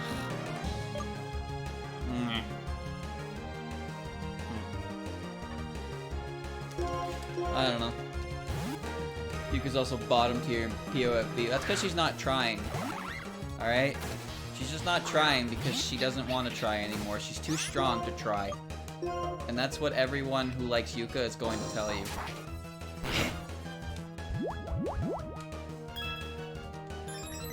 Oh, this is great. Flora reminds me of those sunflower creatures from Sunshine. Fair enough. I got hit. I didn't do shit. I mean, pretty much the same thing, isn't it? With it's just a sunflower with a face. But those ones can't walk.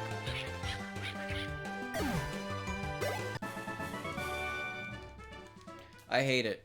I think I hate it more because of Mystery Dungeon, because I dislike Sunflora in Mystery Dungeon a lot. One thing I really dislike in Explorers of the Sky is they had these extra scenarios in that game where you could play as different characters that show, like different important NPCs that show up throughout the story. And they're all really good, engaging plots. Well, Team Charms isn't that engaging, but it's at least tolerable. I love the Igglybuff one. The Bidoof one is really solid, and the last one, of course, is absolutely fantastic. But you know what the third one you get is, chat? The third one you get is you get to play as Sunflora, and she goes into a dungeon that she's not good in, full of like fire types, and she fights a gang of haunters, and she makes all her. She says a bunch of stupid things, and then her story has like no merit or anything to her character. Even Bidoof got character development. Bidoof got way more character development. Igglybuff's was great because it was the Guildmaster's beginning story, like origin story. Team Charm is fine, but like it's mostly just if you like the characters at that point. That one's all character. And then the last one, of course, is the big one. But yeah, just that. I really didn't like Sunflora's, and I hated that it was sandwiched in the middle of all the good shit. Alright. He gave me a bag of sand in the desert. Imagine taking that from that man and just being like, yeah, thanks, dude. Talk to me. The abilities of my Pokemon, I'll show it to you. Can you turn out a good battle theme? I can't remember. It's been a long time since I played Sky. Oh look, it's Brumia.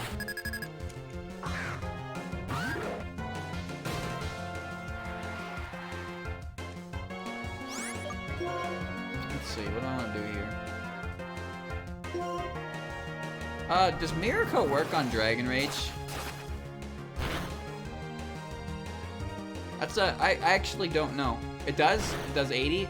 Cool. I guess that makes sense. Just because it said damage, it wouldn't change the properties of the reflect move or counter move. There she goes. Bye, Rumia. Chimecho.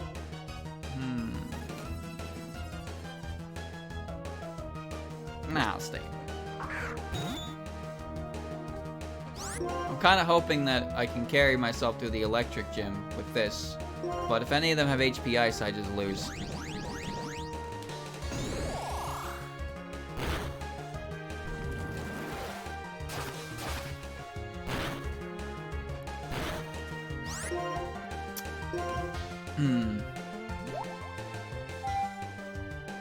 Chimecho's kind of adorable. Like it's actually really adorable. Oh, goodbye. Get mask. I'm gonna fall asleep if I don't switch. Go with Kingling's a bell and Chimecho is a wind chime. Let's see. Raise all shed. Oh yeah, mummy. Forgot about that.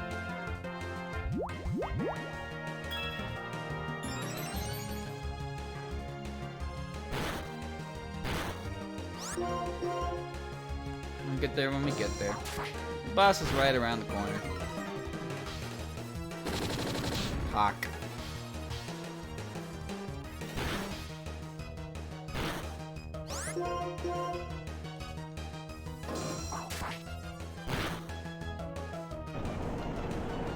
That's gonna kill me.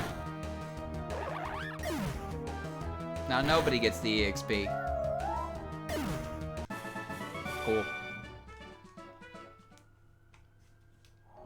Now that is just unfortunate.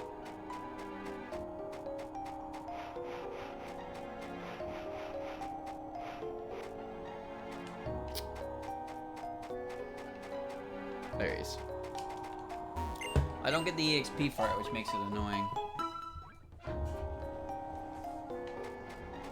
I think the idea behind Nasty Plot is because most special attacks are, you know, magic. So they have to conjure it up with their mind. So when they think, whatever, I don't know what Nasty Plot is in Japanese, like Japan version, but my idea is that it's thinking things aggressively to increase your attack power, because it unleashes your inner violence. Swords dance. And you got me there.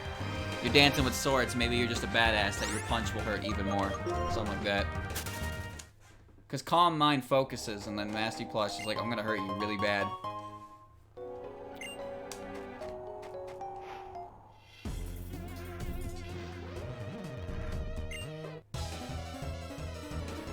Pokemon thinks of a scheme.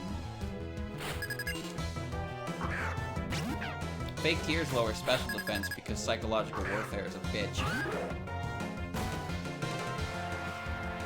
Whereas Screech just lowers your guard. Because you gotta put your ears to your hand because you're tired of hearing fucking weirdos reeing for their tendies.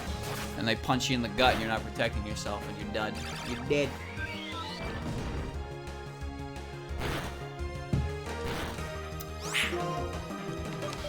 Mind Reader is a move, you know. It guarantees a sure hit, just like Lock On. Although the thing is, the only Pokemon that can learn, outside of Smeargle, of course, the only Pokemon that can learn a guaranteed hit move with a instant kill is Articuno. Articuno learns Mind Reader and Sheer Cold. So if you take a turn to set it up, you can hit it. Here's Jelly Boy. I like Jelly Boy.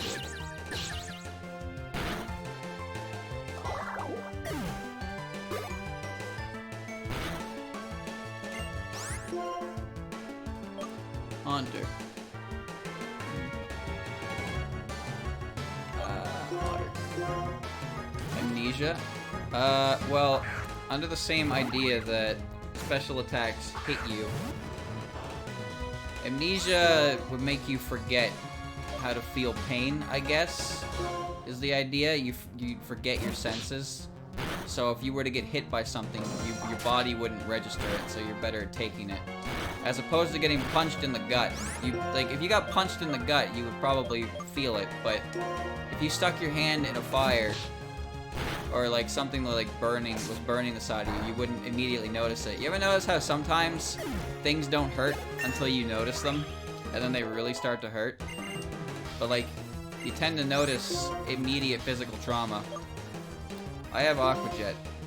That's a good move. Goodbye, Fury Cutter. You're garbage.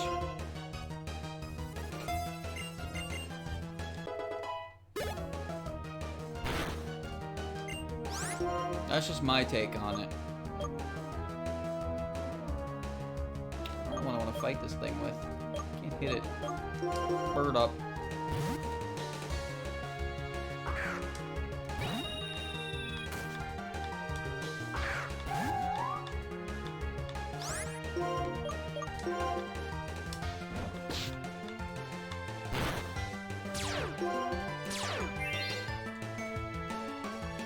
Gotta remember, Amnesia back in the day was a +2 to special attack and special defense because they shared. God, what a nightmare. But yeah. I'm a psychic. Could you tell you were gonna lose?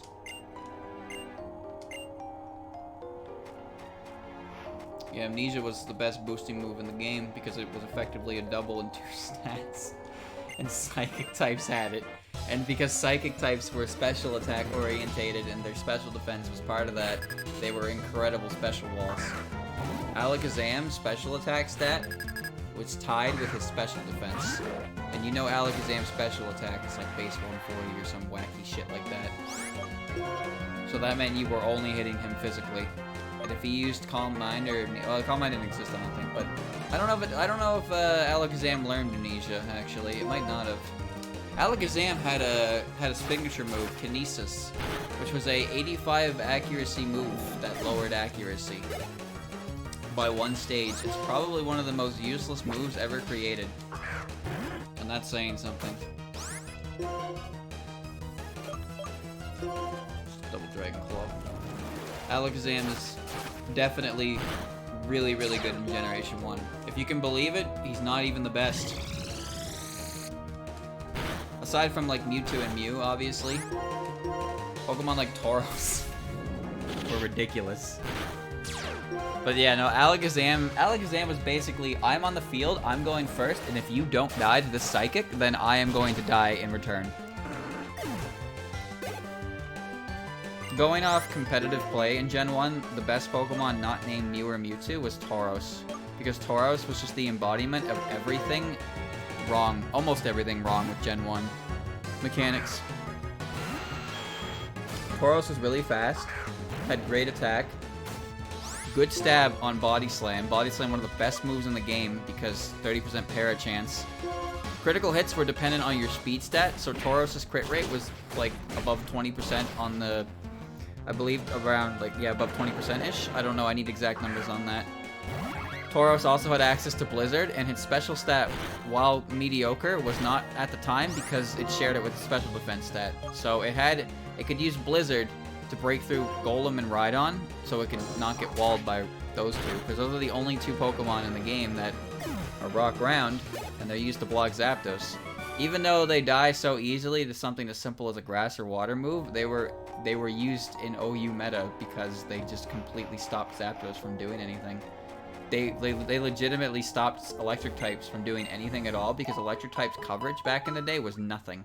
They had electric moves and normal moves, and they were immune to one and resisted the other. You just couldn't do anything to them. Like they were that good that they made it through that. That's a testament to how important it was to block fucking Zapdos. But back on point. Tauros had Body Slam, Blizzard, and Hyper Beam. The thing about Hyper Beam is Hyper Beam was broken back in Gen 1, in that if you got a KO with Hyper Beam, you did not have to recharge on the next turn. So Hyper Beam was also physical. So physical Hyper Beam from Tauros' attack stat, where if he gets a KO with it, he doesn't have to recharge. And that's what you had to deal with, Tauros' Hyper Beam. And if you survived it, you were probably good. The meta was basically revolved around speed checks with Thunder Wave. If you paralyzed a Pokemon like Tauros, then we were doing okay. And the thing is, you think, okay, so what about the fighting types? Well, wouldn't they exist to stop all the normal types running around? Well, the answer to that is Psychic types, because as I said earlier, Psychic types share their special stats, so pretty much every Psychic type in the game was ridiculous with their stats, and Psychic types had virtually no weakness in Gen 1. The only moves that were super effective against them was, I believe it was bug moves. In like Leech Life and Pin Missile and Twin Needle. You know, moves that are learned by like Beedrill and Parasect. Really good Pokemon. So they had no weaknesses. So they were always going to be running around. They had great coverage as well. The only fighting type you would ever see in competitive Gen 1 play was like Machamp. Because Machamp actually had some bulk. Everything else was too frail to do anything. So, because fighting types were so scared to even exist, the normal types could run around freely. And you really wouldn't want to risk bringing a fighting type anyway, because so many good Pokemon were Psychic types. So you'd always see them on a team. There was no real avoiding them. Bug and Poison were super effective against each other in Gen 1, that is correct. That effectively gave Paris 3 times 4 weaknesses in its debut generation. It was times 4 weak to Flying, Fire, and Poison. Imagine being times 4 weak to Poison, when Poison is only super effective against 2 of the 16 types. That's impressive. must have been an oversight. I think it would have been cool if they kept it. What seems like an oversight to me is the fact that fire did not resist ice, which made Blizzard super effective against Moltres and Charizard. That's a really weird one to me. I think it would have been fine if Poison was still super effective against Bug, honestly.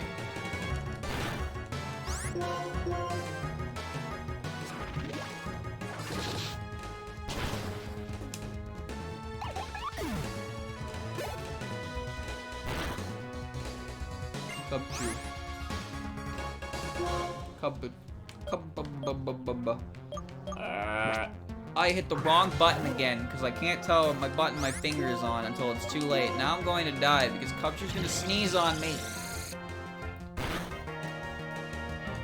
Gen 1's hilarious if you don't take it seriously.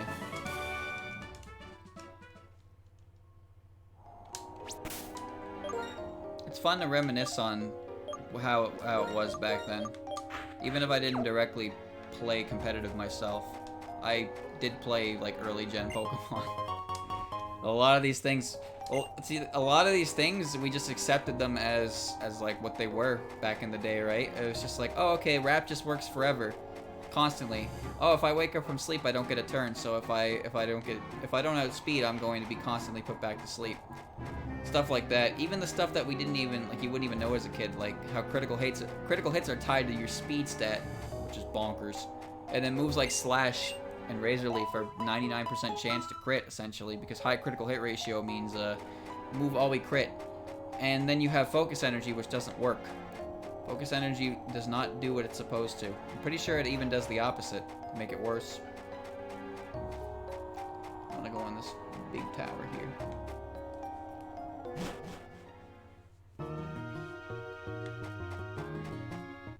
Run around makes it possible for Tentacle to solo run Gen 1. That's boring. The funniest thing about rap is it's what made Dragonite relevant in Gen 1 meta. Which, when you think about that, is kind of sad. Dragonite, the pseudo-legendary of Gen 1, was known for one thing in competitive: rap.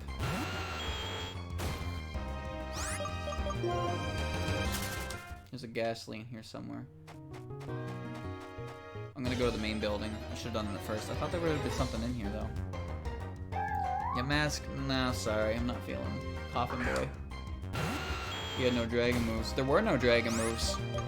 The only dragon move was Dragon Rage, and that was set damage. That's it. Dragon types effectively didn't have a weakness to dragon back then. There are two things I've learned about quicksand. If you try to walk through the middle, you'll fall, and if you try to run through it, you'll fall.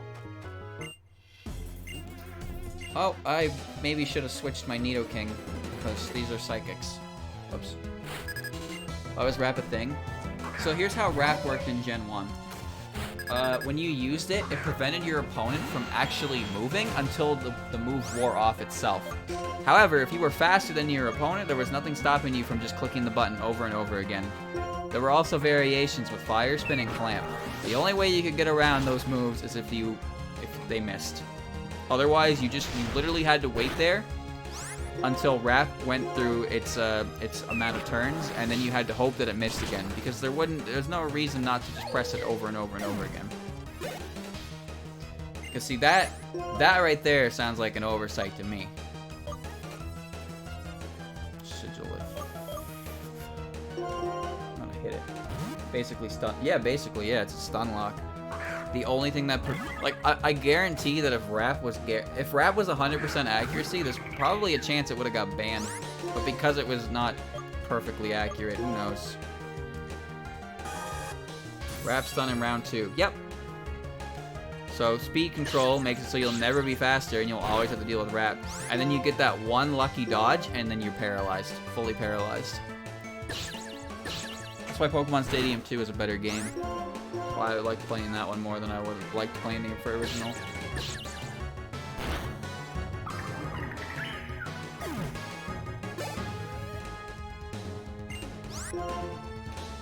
Oh, I'll stay. It wasn't rock, paper, scissors, but the amount of usable Pokemon was very small. Very, very, very small. Because there were only so many to choose from. It's basically all the psychic types and bulkier normal types. Chansey and Snorlax were your go-to defense. That's all you had, really. Gym 1 Rat with a normal move was able to hit ghost types and trap without doing damage. Really? I didn't know that. Oh, there was also Bind. I forgot about Bind. That's Rat, but weaker. Onyx did that because he's an asshole.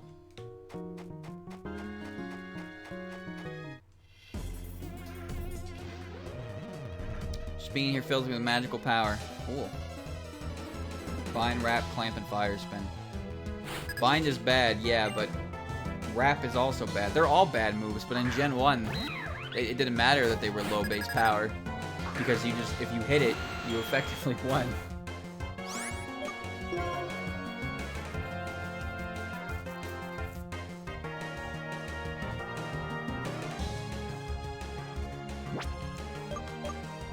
I seem to recall someone telling me this thing is part dark.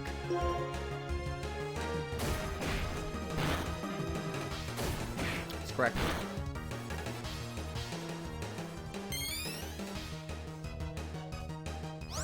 It's not as game, set, and match as Yatagarasu is. Because again, it can miss.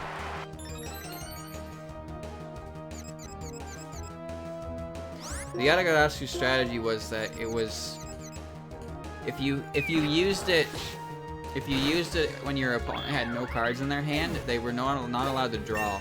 So if you prevented their only way of playing the game, you could just chip them to death. Oh, that killed me. Got the EXP though.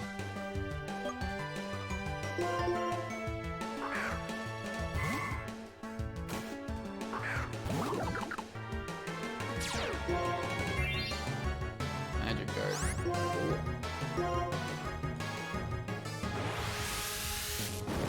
I played Red version when I was like 4 years old. Someone bought it for Christian, but Christian already had it, so I got it. I don't know what I really did with it. Oh, this is what we're doing. Endeavor. Chat, I'm getting kind of hungry, and I don't know what I'm gonna eat. I don't have any tendies, and oh, I have monster sticks actually.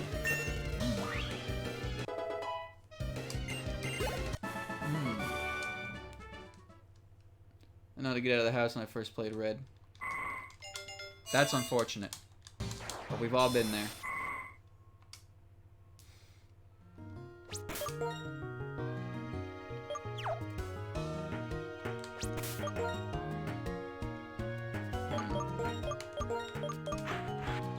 Man, Relic Castle has some damn good music. I'm carrying special lines, I don't really need both. Take them off my hands.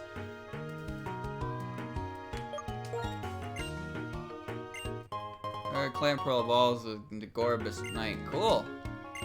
Water's Route 4, Clamperl can bring out. Yeah, sure, but they're the cutest. Trainer, you can't move ahead because there's so much sand. I'll do my best to remove the sand. Give me a second. Give me a second. You mean come back at the end of the game?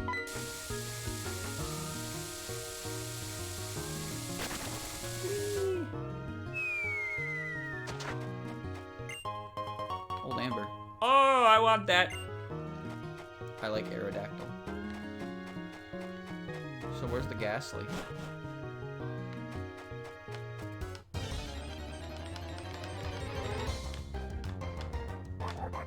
Close enough. Look at that! Dead to water gun. What's the rarity on Gas Boy? I'll find him and defeat him. I mean, catch him. Do I have to? I probably should, just in case I end up needing one. Wouldn't be bad to have. I hate this Pokemon, because I never have a Pokemon to kill this Pokemon. I hate it.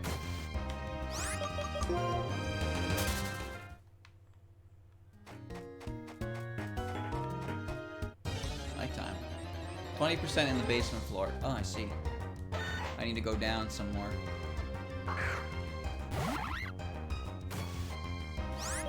Hold on, hold on, hold on, hold on.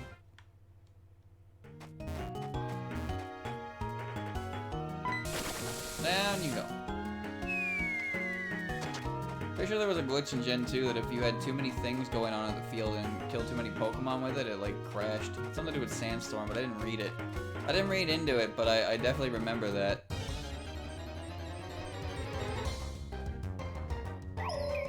I like that Pokemon. I really like that Pokemon, but the problem with that Pokemon is it has no speed to speak of.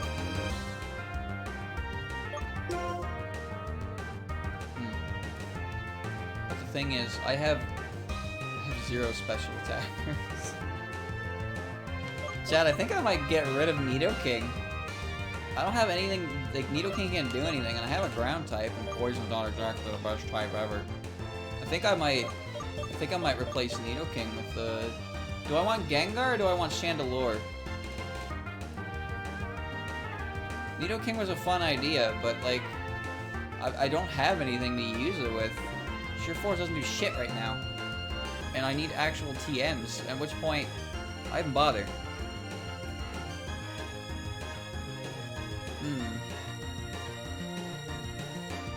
Gengar is fast, and Gengar will be able to hit. They're both equally as frail. Chandelure is stronger, yes, but Chandelure is most likely to die first. Especially since it'll be a double battle format. But Chandelure also has coverage for fire moves, which is something I'm currently lacking. Gengar has Shadow Ball and Sludge Bomb.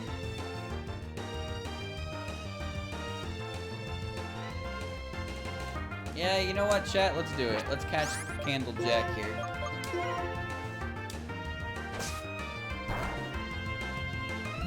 Oh, Willow.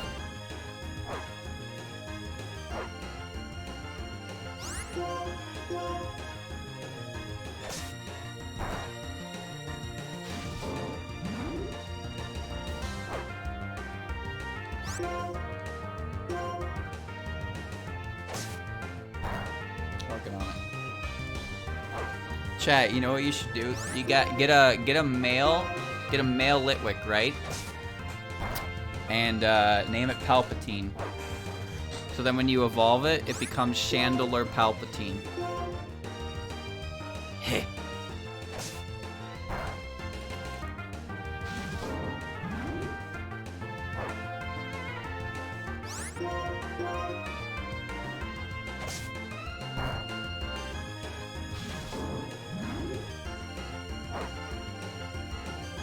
Alright.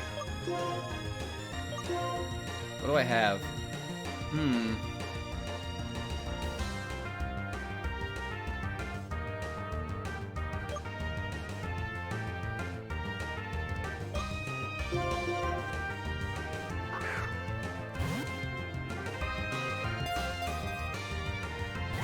Oh.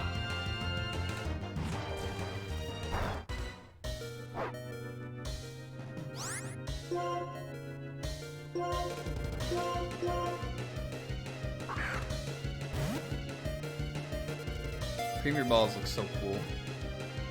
It's too bad they're not any better than a Pokeball. Nice. Alright, chat. Is this the part of the stream where I catch an adamant Litwick? Litwick shines a light that absorbs the life energy of people and Pokemon, which becomes the fuel that it burns.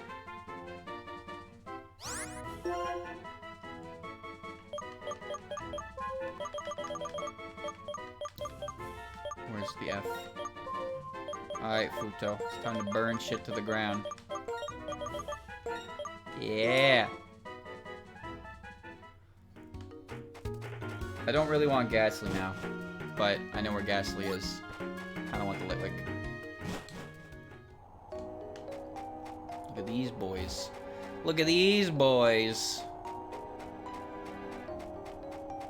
there anything else around? I'm still thinking maybe I should replace other Pokemon around. I'm missing electric coverage. That sucks.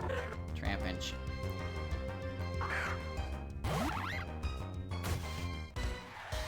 Oh, this is a terrible situation to find myself in. Goodbye. I took one step. I need a...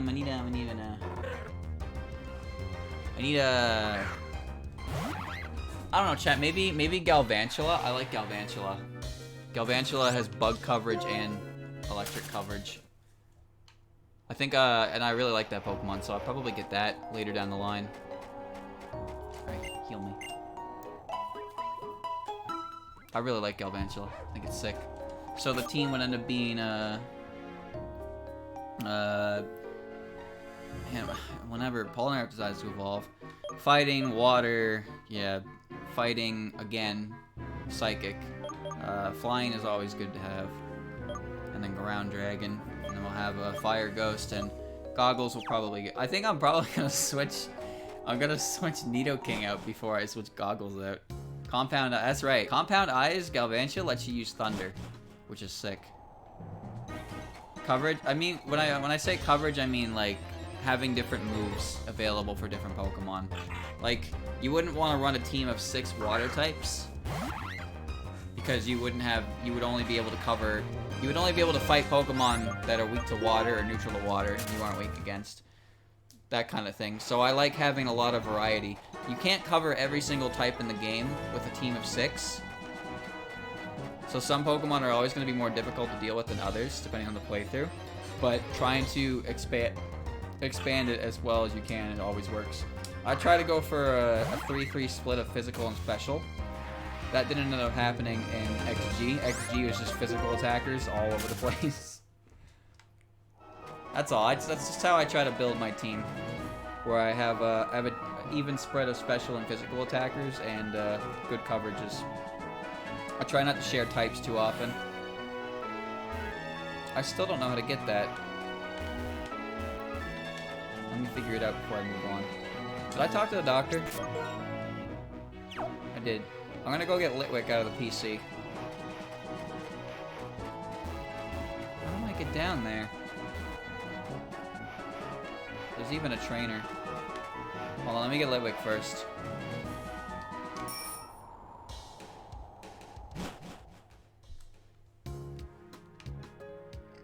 I don't think a monotype is gonna do too well in a game like this, though, where everything is just gonna kill me.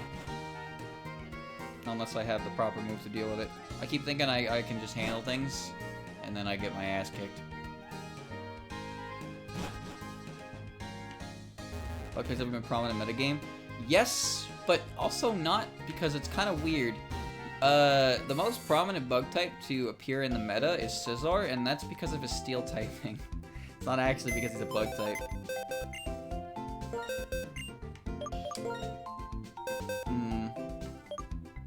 Rash, that's special attack up and special defense down, I believe.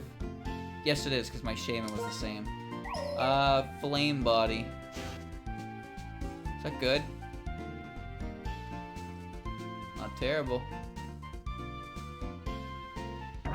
I'll take Flame Body, yeah. I don't know what its other ability is. Flash Fire? It will be levitated upon evolving. That is the best thing I've ever heard. Alright, say goodbye to Joseph Joestar. We're going on to part 3 without him.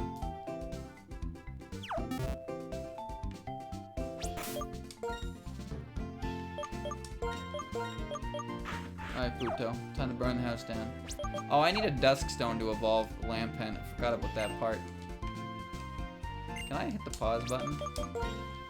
We'll keep going. We'll keep going. I'll probably get to Nimbasa and see if I can do anything around there before I call it. I'm not gonna fight what's-her-face.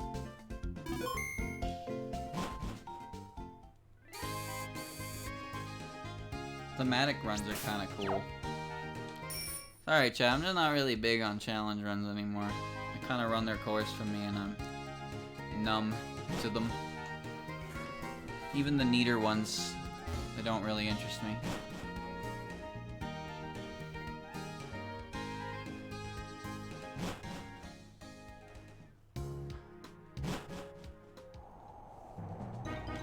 Monotype runs are probably hard to build if you're trying to go for a type that doesn't appear till late game, though.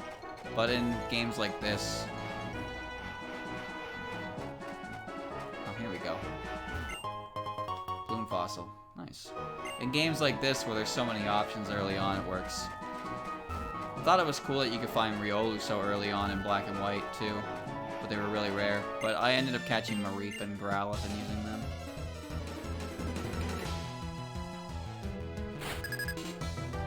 Bloom Fossil is Archeops' fossil.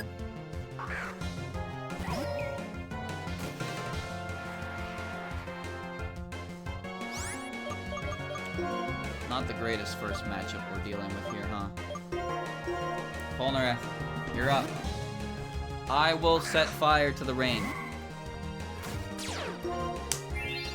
Yeah, water absorb. Oh no. She's fast. It's the moon. I like it because it's very easy on the eyes. Reception was good for the overlay too, which is great to see. Very great to see. I like how it turned out. I'm glad this one was better.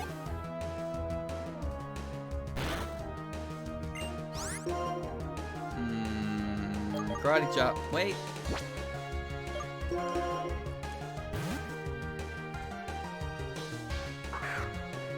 Prepared for round 3. Well, better be prepared than not. I have no HP.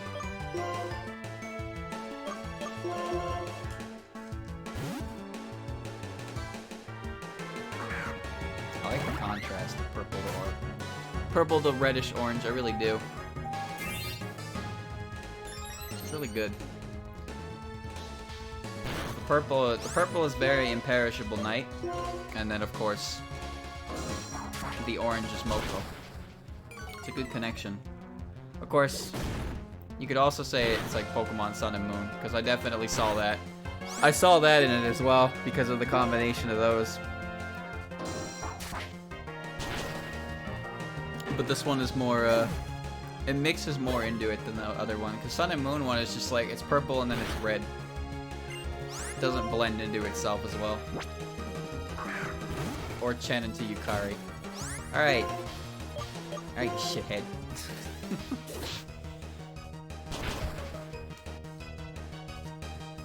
Munchlax looks like he doesn't understand what just happened, and now he's gonna fall.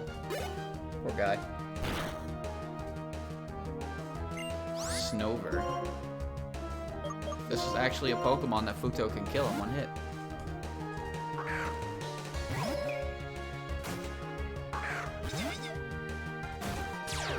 Snow warning, it's fine.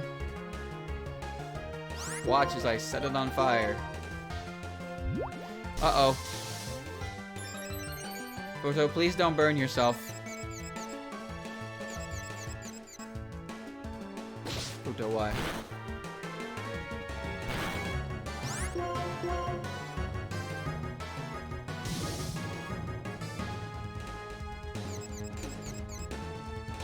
Good.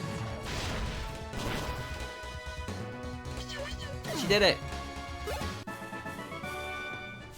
Sandstorm. But Parasol keeps out sun and rain, but it can't stand sandstorms. My tears are falling on Route 4. Poor lady. Cover fossil. Who's that? It's probably Tortoga, since I don't recognize it, and I'm pretty sure I know all the other ones. Tire workers should head to the prefab house at by Castelia. The way of life is dynamic. Nice. Yeah, they give you access to all the different fossils, which is pretty cool. I don't know where you're supposed to go to revive them, though. The fact that the old Amber is all the way tucked in Relic Castle means that the dev is definitely aware how much better Aerodactyl is than the others. This thing is thick fat. Thick fat or guts? Unsure yet. Nacreme Museum. Oh, duh.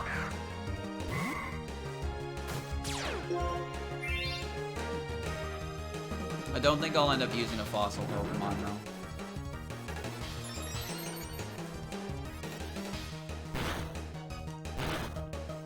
Oh, belly drum.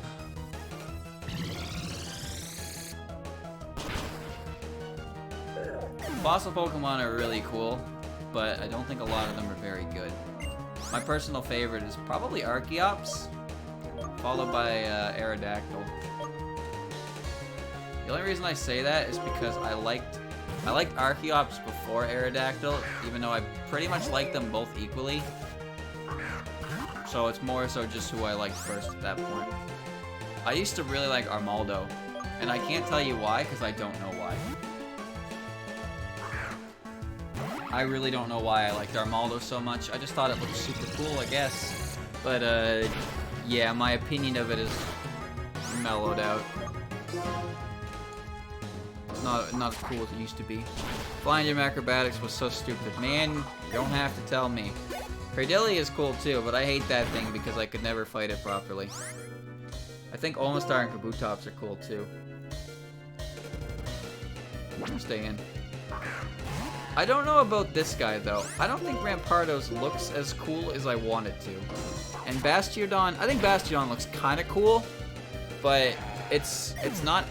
Both of these Pokemon are supposed to represent high offense and high defense, but they fucking suck at it. So it's just kind of depressing.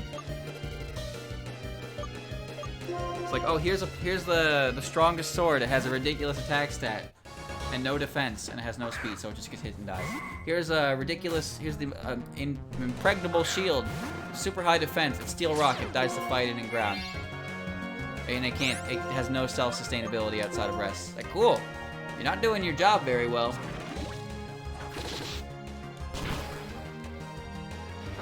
Red Pardos is pretty sick. I like blue Tyrantrum personally. Tyrantrum is what Rampardos could have been. And Aurorus, that one. That one's typing is just abysmal. But it has a nice cry. I like it.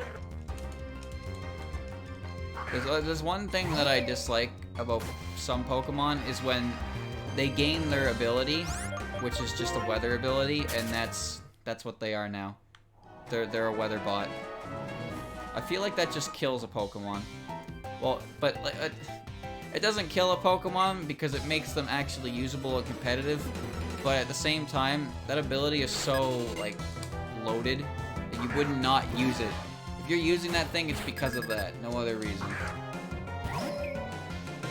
Veshlam could have had a unique ability to reduce physical move damage or something. You know, to be honest with you, it could have just had Solid Rock or something to that regard, and it would have been fine. But instead, what it got was Sturdy. Because, you know, Pokemon's super focused on defense. And it needs Sturdy. It's so stupid. Politoed and Ninetales, yeah. And then Politoed got replaced by, Pelipper, and Sun teams aren't that great. The fact that Tyranitar is the Pokemon, the original Pokemon with Sandstream, is just like, come on, bro. You didn't need that. They gave those weather abilities to Pokemon that weren't very good otherwise, and then just, they kind of fucked up by letting Tyranitar have that from the beginning, huh? There we go. Got the item. Torment. Oh, great. That's all I feel.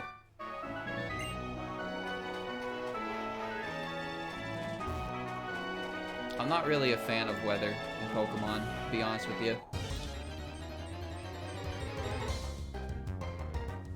I'm sure it's fun to build weather teams and be really good, but being on the receiving end of a weather team is kind of obnoxious, because the only way you can beat a weather team is to stall out the weather or replace it with your own. And in Gen 5, where abilities that conjure up weather do not make the weather disappear after 5 turns, it's permanent weather, is just, yeah. That's why Gen 5 is just Weather Wars.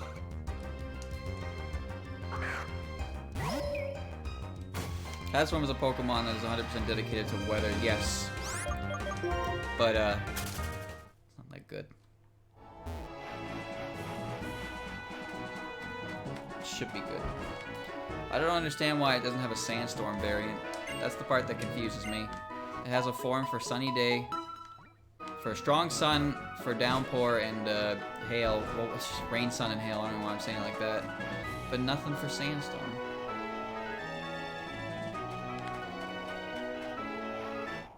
The Smogon viability art would be fucking hilarious. I remember those when we played Puppet Dance.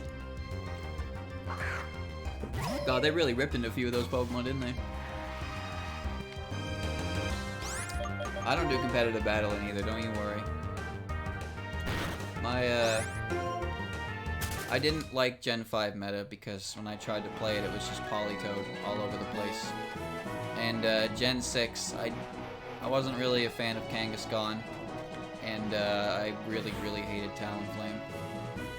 So at some point, I was just like, I'm done trying to play that way. I do watch competitive, and I understand competitive. I don't know the intricacies of competitive, that's for sure. But like, I understand Pokemon enough to enjoy it. Of course, I only really watch one person play it. Well, I don't play it myself, but I can appreciate competitive play. I think it's interesting. For the most part, Pokemon is just something I can enjoy because I like Pokemon, and I have for a long time. This thing might have something stupid on it. This is Willow. Yeah, competitive can be not fun for some people. I understand that.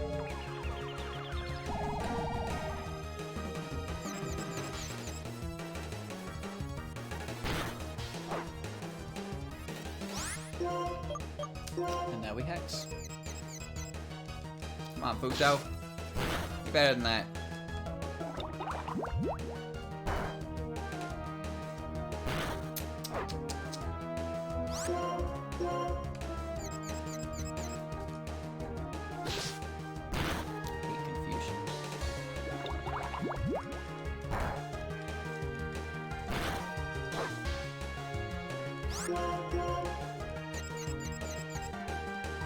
There you go.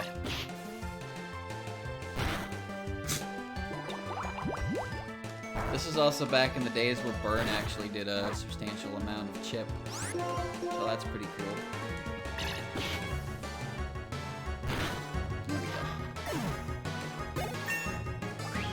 I believe Litwick evolves at level 41. Snorunt. Man, that would be a good Pokemon to stay in on.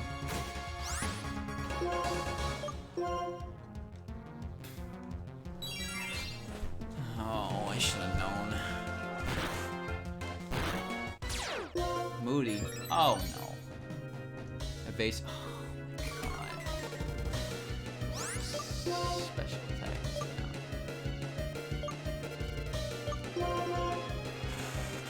Oh, here we go.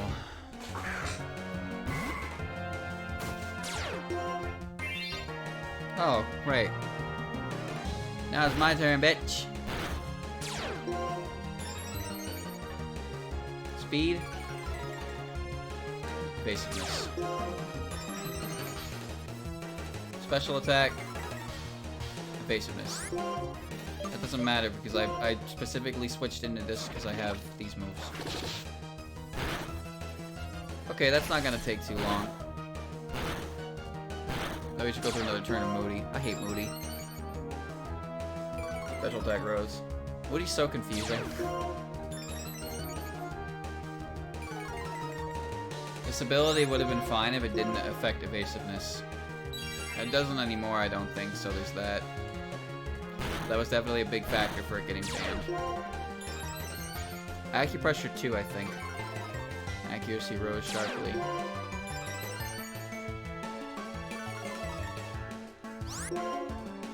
Please stop protecting. There you go. 41's gonna take a while, yeah. Not that long though, to be honest.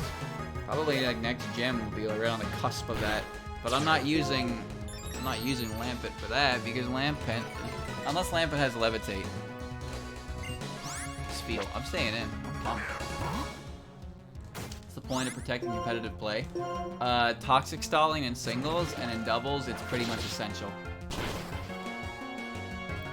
Like Toxic Protect is a thing you can do because you can stall a turn for poison damage for extra chip. It is legit. But like in doubles, pretty much every Pokemon will run Protect because sometimes you just need to not get hit. That's how it be. The better question is, why does Detect exist?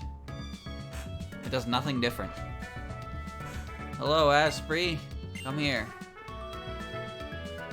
Elsa called and was asking all about electric type Pokemon, and I thought about you guys, so I want to see you to freebies. You're Sharon. You too. Excuse me? You see a Pokemon that you want to have join you, be sure to have a good type Pokeball because this is the first and last time you see that Pokemon. I know it might seem strange for me to say this is the one who asked you to complete Pokedex, but please remember to enjoy your journey. Protect has 5 PP and Protect has 10. Of course, I'm not saying you can just neglect the Pokedex, but you know that. Now, if you'll please excuse me, I have to go meet Bianca.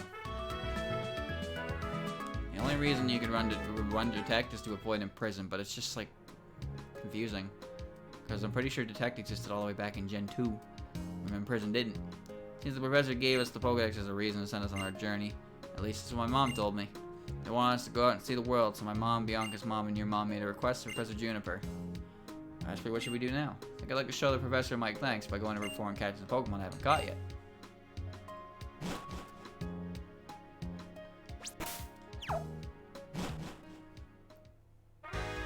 No, Detect exists in Gen 2. I remember that. It's Pokemon Stadium. And when I fought all those Ace trainers to get the TM for it in Kaizo. Gramps, we know you run the daycare. How do we know? Because we're Team Plasma. We're taking the Pokemon away from people. If you work at the daycare, we figure you must have a lot of Pokemon. Hand them over. What kind of nonsense is this? Oh, strong-looking trainer, please help me. I haven't healed, dog. If you're gonna get in the way, our way, you'll have to take your Pokemon too. Imprison is effective, yes, because it blocks Protect, but it can't block Detect.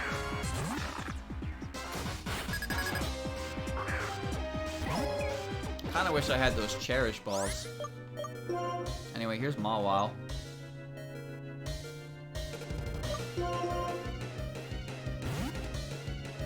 Did the dev give Mawile a huge power?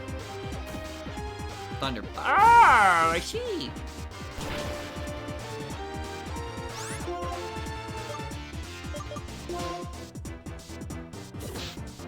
Why is it work on Attack? The way Imprison works is... Imprison is a move that prevents other Pokemon from using moves that you know yourself. So because every Pokemon can run Protect, if you have Imprison and Protect on your slot, you can prevent other Pokemon from protecting. But there's no Pokemon that can learn both Detect and Imprison. So Detect is basically just a cheeky way to get around Imprison. That's all I get. That's it. Mawile is sheer force and intimidate. 105 attack. Nice! Too bad she has no fairy typing. So, just raw steel. Does Imprison? Yes, it does.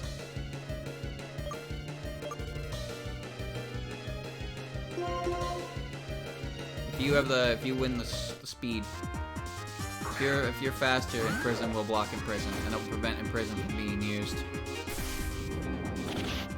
Obviously, Imprison can't prevent Protect from being used because Protect is will go first, but it will prevent it from being used further on. And the thing is, the reason it's so effective in doubles is because switching is not something that's done a lot in doubles because of the lower amount of Pokemon you have. And switching a Pokemon into 2 moves is dangerous. So it's more effective there.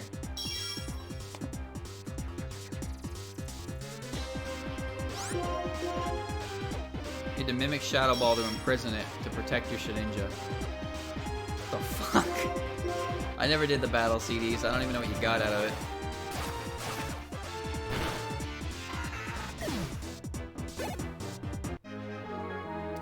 Plasma, wah! Alright, one more guy. Come on, bring it on. Fight me. We don't want downhill fast. I think we better run. It's high in the amusement park. They probably should have ran past me. Thank you so much. Please take this drug on it's a rare HM contains fly. Oh, you're just my best friend. Oh, I have daycare move 3. If any Pokemon you want to raise, drop them off. Sightseeing. Nice.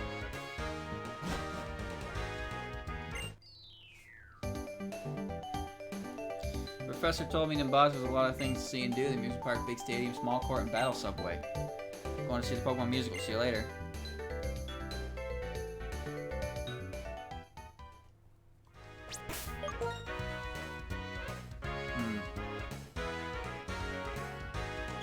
I want to look at Fly.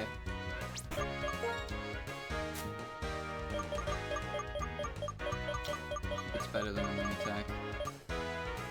Use your swords and strikes on the second turn. It can also use the Fly with Million Town. 100.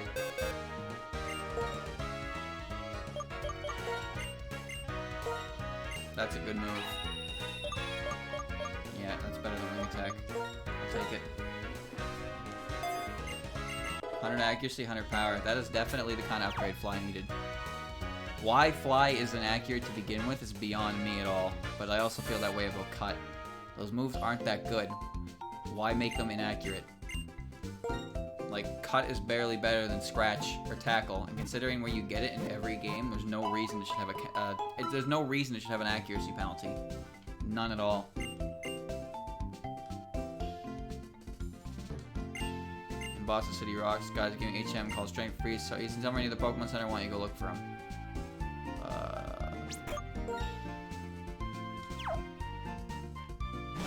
They probably lowered the PP to compensate. I don't know, maybe. In Crystal Kaizo, Explosion and Self-Destruct have a PP of 1. And every Pokemon that can learn both of them had them in their wild movesets. I didn't mean to do that. Is there anything in here? Who's the guy that gives me strength? Is it you? He's near the Poke Center. I'm gonna go to the stadium.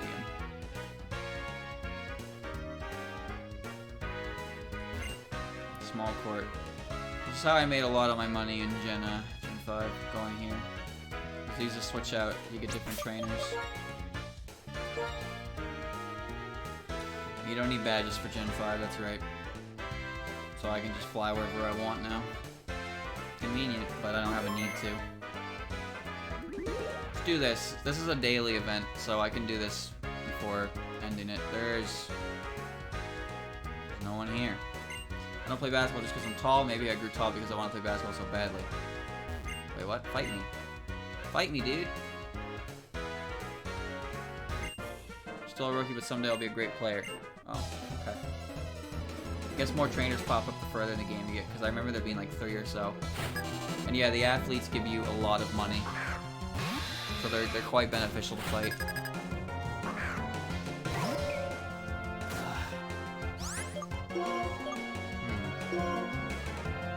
Shot. I'm fine. That's Futo. Yeah, it didn't do anything. Explode!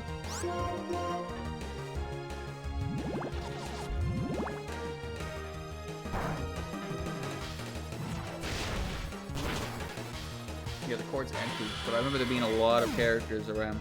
There were more than just the, there were more trainers than just the athletes, but I found that the athletes were the only ones that actually gave money. There were some gentlemen that did actually. So if you found a rich boy, something like that, you can use those.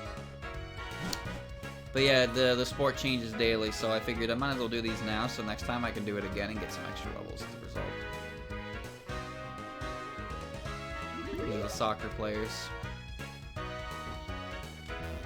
One guy. Our Pokemon 11. Oh my god, nice. Can't have that many Pokemon though. Striker Tony. Lava. They don't change, they cycle.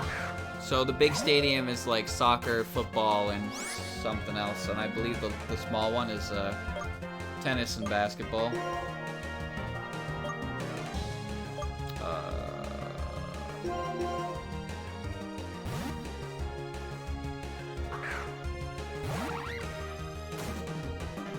Baseball. Oh yeah, right.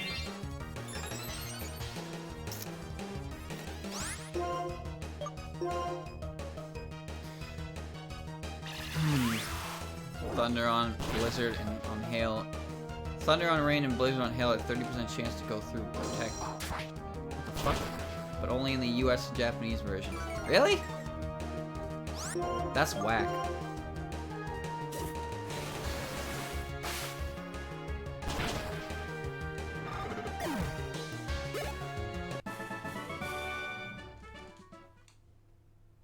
I should have a question about that. Is Thunder and Blizzard... Thunder and Rain and Blizzard and Hail, are those guaranteed to hit, or is it just boost their natural accuracy to 100? Like, how does that work? It guarantees they'll hit?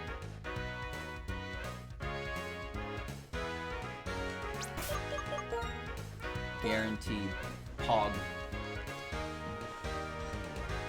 become guaranteed. Okay. I thought it was just I thought it just increased it. But then the other end of the spectrum, if you use Thunder and Hurricane and Sunny Day, is it guaranteed to miss, or is it just 50% accuracy? Ooh, Asprey, are you interested in musicals going together? Oh, I really don't want to. It's just 50%. Okay. Amazing, isn't it?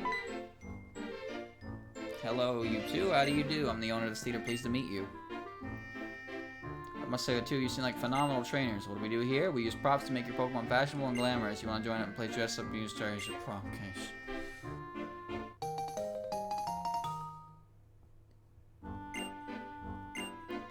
The prop case lets you store props for decorating your Pokemon. You need to pick a Pokemon. Oh, please don't. No. Goggles. It's time to play dress up. Oh my god, what? You can pull out props from the list and put them on your Pokemon. Let's dress up goggles with props. Do I have to?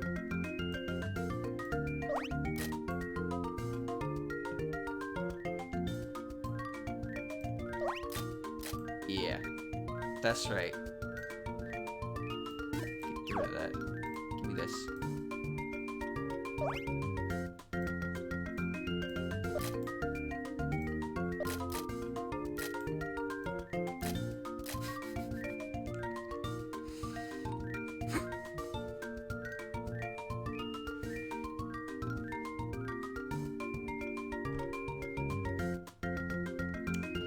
He's great.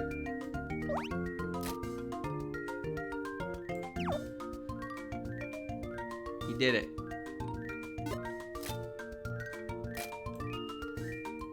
Hello, my baby. Hello, my honey. Hello, my ragtime gal.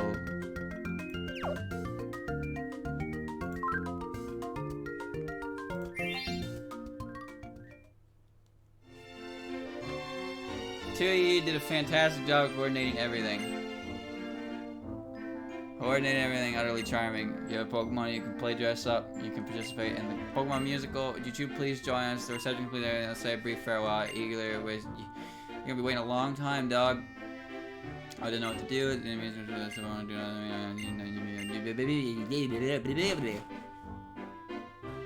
My thumbnail's bird.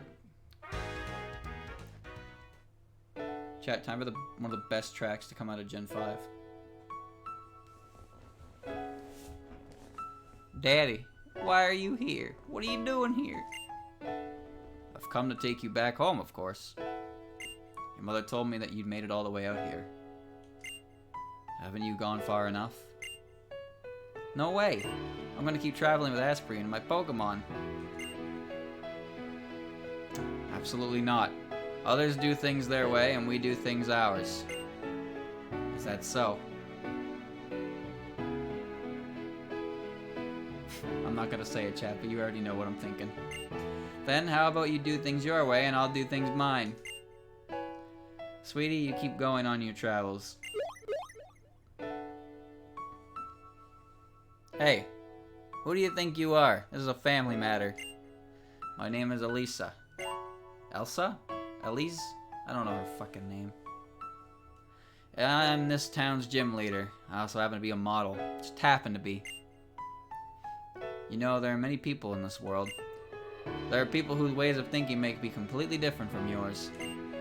Sometimes this means you may get hurt. Of course, that's exactly right. It's because I'm worried about that. But it's important to keep trying, to learn about the differences between yourself and others. To learn that being different is okay. You shouldn't worry. Trainers have always had Pokemon at their side. Pokemon are wonderful. Not only how cute they can be, but also how much you can depend on them. Please!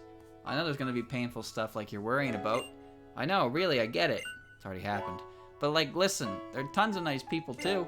Know what else? Since I've been traveling with Pokemon, I've already gotten tougher. I can totally tell. So, please? I guess. If wanting to continue your journey is selfishness on your part, wanting to stop you is selfishness on mine. Surprised to find I'm the one being childish at my age. The gym leader's comments helped wake me up. Bianca, I'm sure it's better that you take the path you want to take now. I hope that your journey will be fun. Bon voyage. Ask me, please. Take care of my little girl, okay? Yeah, whatever. Papa, I'll come home after I find out what I really want to do.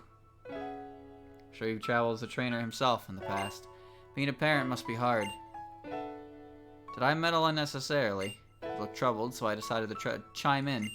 By the way, if you're trainers, please stop by the Pokemon gym. I'll teach you a little something about how tough a journey can get. Oh, I'm gonna get my ass kicked by a professional model. She's so cool. Ha! I want to be a totally cool woman like Elisa, whatever. I wonder how I'll get there. Well, before that, I guess I need to discover what I really want to do. See you later. It's an interesting character arc for the poor girl, but it also resolves itself as quickly as it shows up. I'm gonna travel. No, you ain't. I think you should let her travel. I understand. Oh, not you. You're looking for Team Plasma, right? They ran into the amusement park. Come with me. No, I'm good. No, I'm good. We don't have to do this.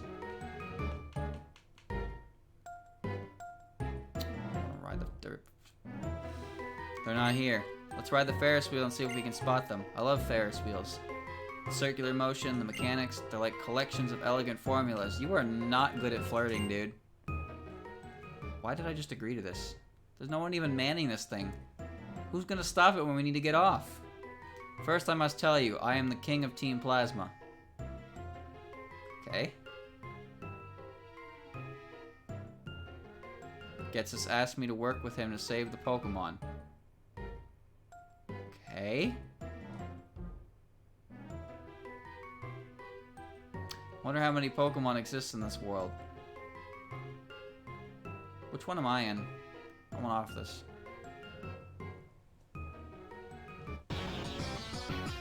My Lord N. You're safe, sire. There's no problem. You're part of the people we brought in to help us save the Pokemon, so you're under my protection as well. Go quickly, and let my battle cover your retreat. Now then, Ashby, do you follow my logic? No, you're an idiot. So that's how it is. That's unfortunate.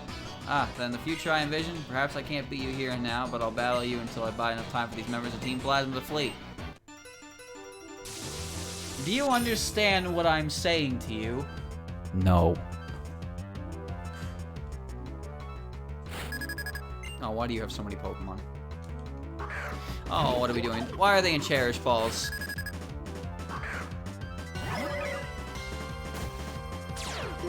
Oh, he has a sand team. What a con. I couldn't decide between the word cock or the word cunt, so I went with whatever that was. Well, now we have to deal with sand for the entire game. Oh, I really want to burn you. Conk. Yeah, that's the word now. That's the word we're using. Wait, didn't it just use acupressure? What?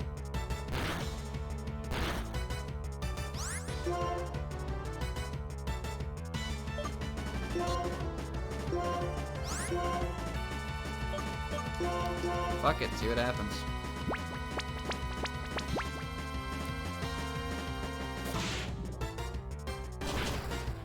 Wow.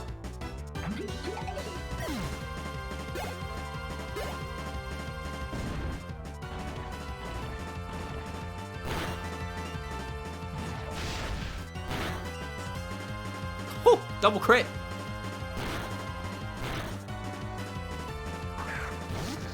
Golett.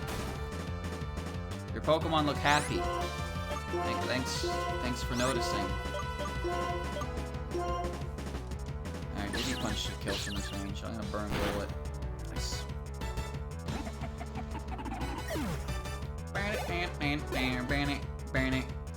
Oh, I see! I'm dead.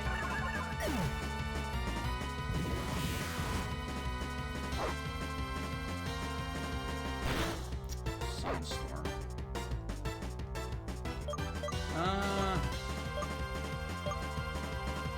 Hold on there, Daph.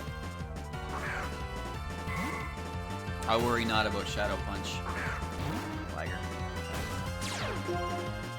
Something weird. Iron Fist.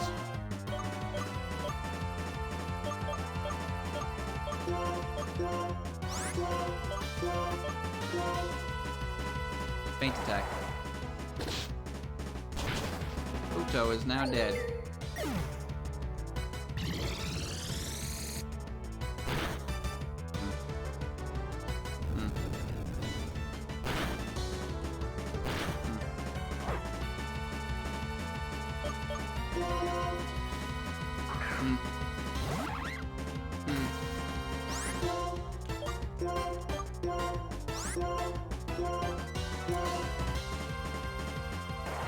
That's fine.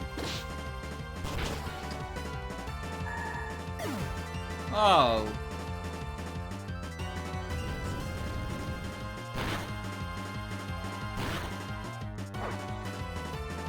What?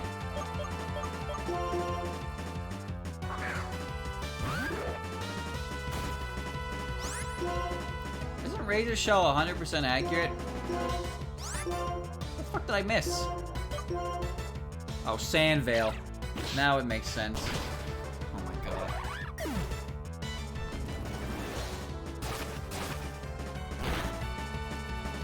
Oh, great.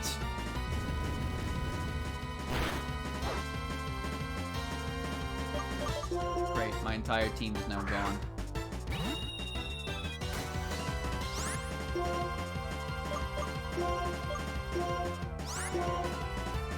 I'm going to fly away now. Bird up!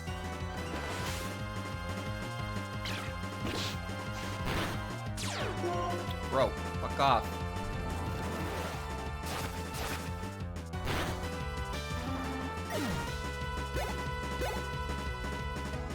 Oh, that's good. That'll do like 5. Okay, whoever comes on next gets whacked by Fly. Oh!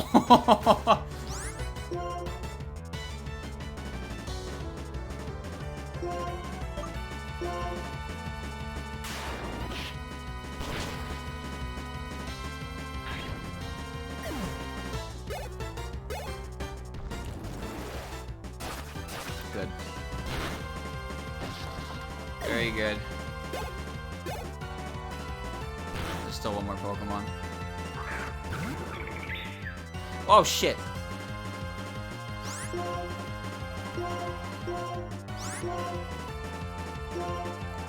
That's actually kind of scary. Oh, never mind. It's using Synchronize. Yeah. Okay. The scare is no more. Nice. I don't know why every single Psychic type has a hard-on for a move that doesn't work. Kadabra used Ally Switch a bunch, and this one kept using Synchronize. Results was the same, but you. Who are you? You're quite strong, but I have a future that I must change. And for that future, I'll defeat the champion to become unbeatable, unlike any other. I'll make all trainers free their Pokemon, just try and stop me. If you want to be together with Pokemon, your only hope is to collect the badges from each area and head for the Pokemon League. Try and stop me there if you dare.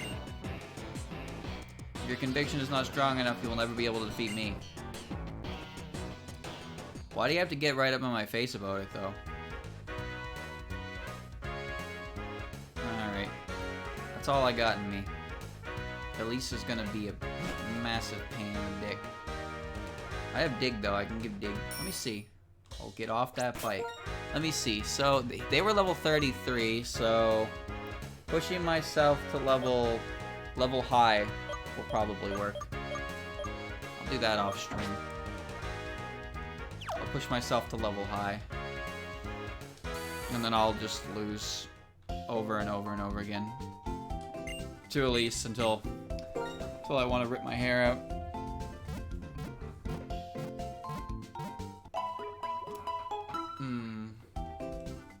I think 40 will be a good spot.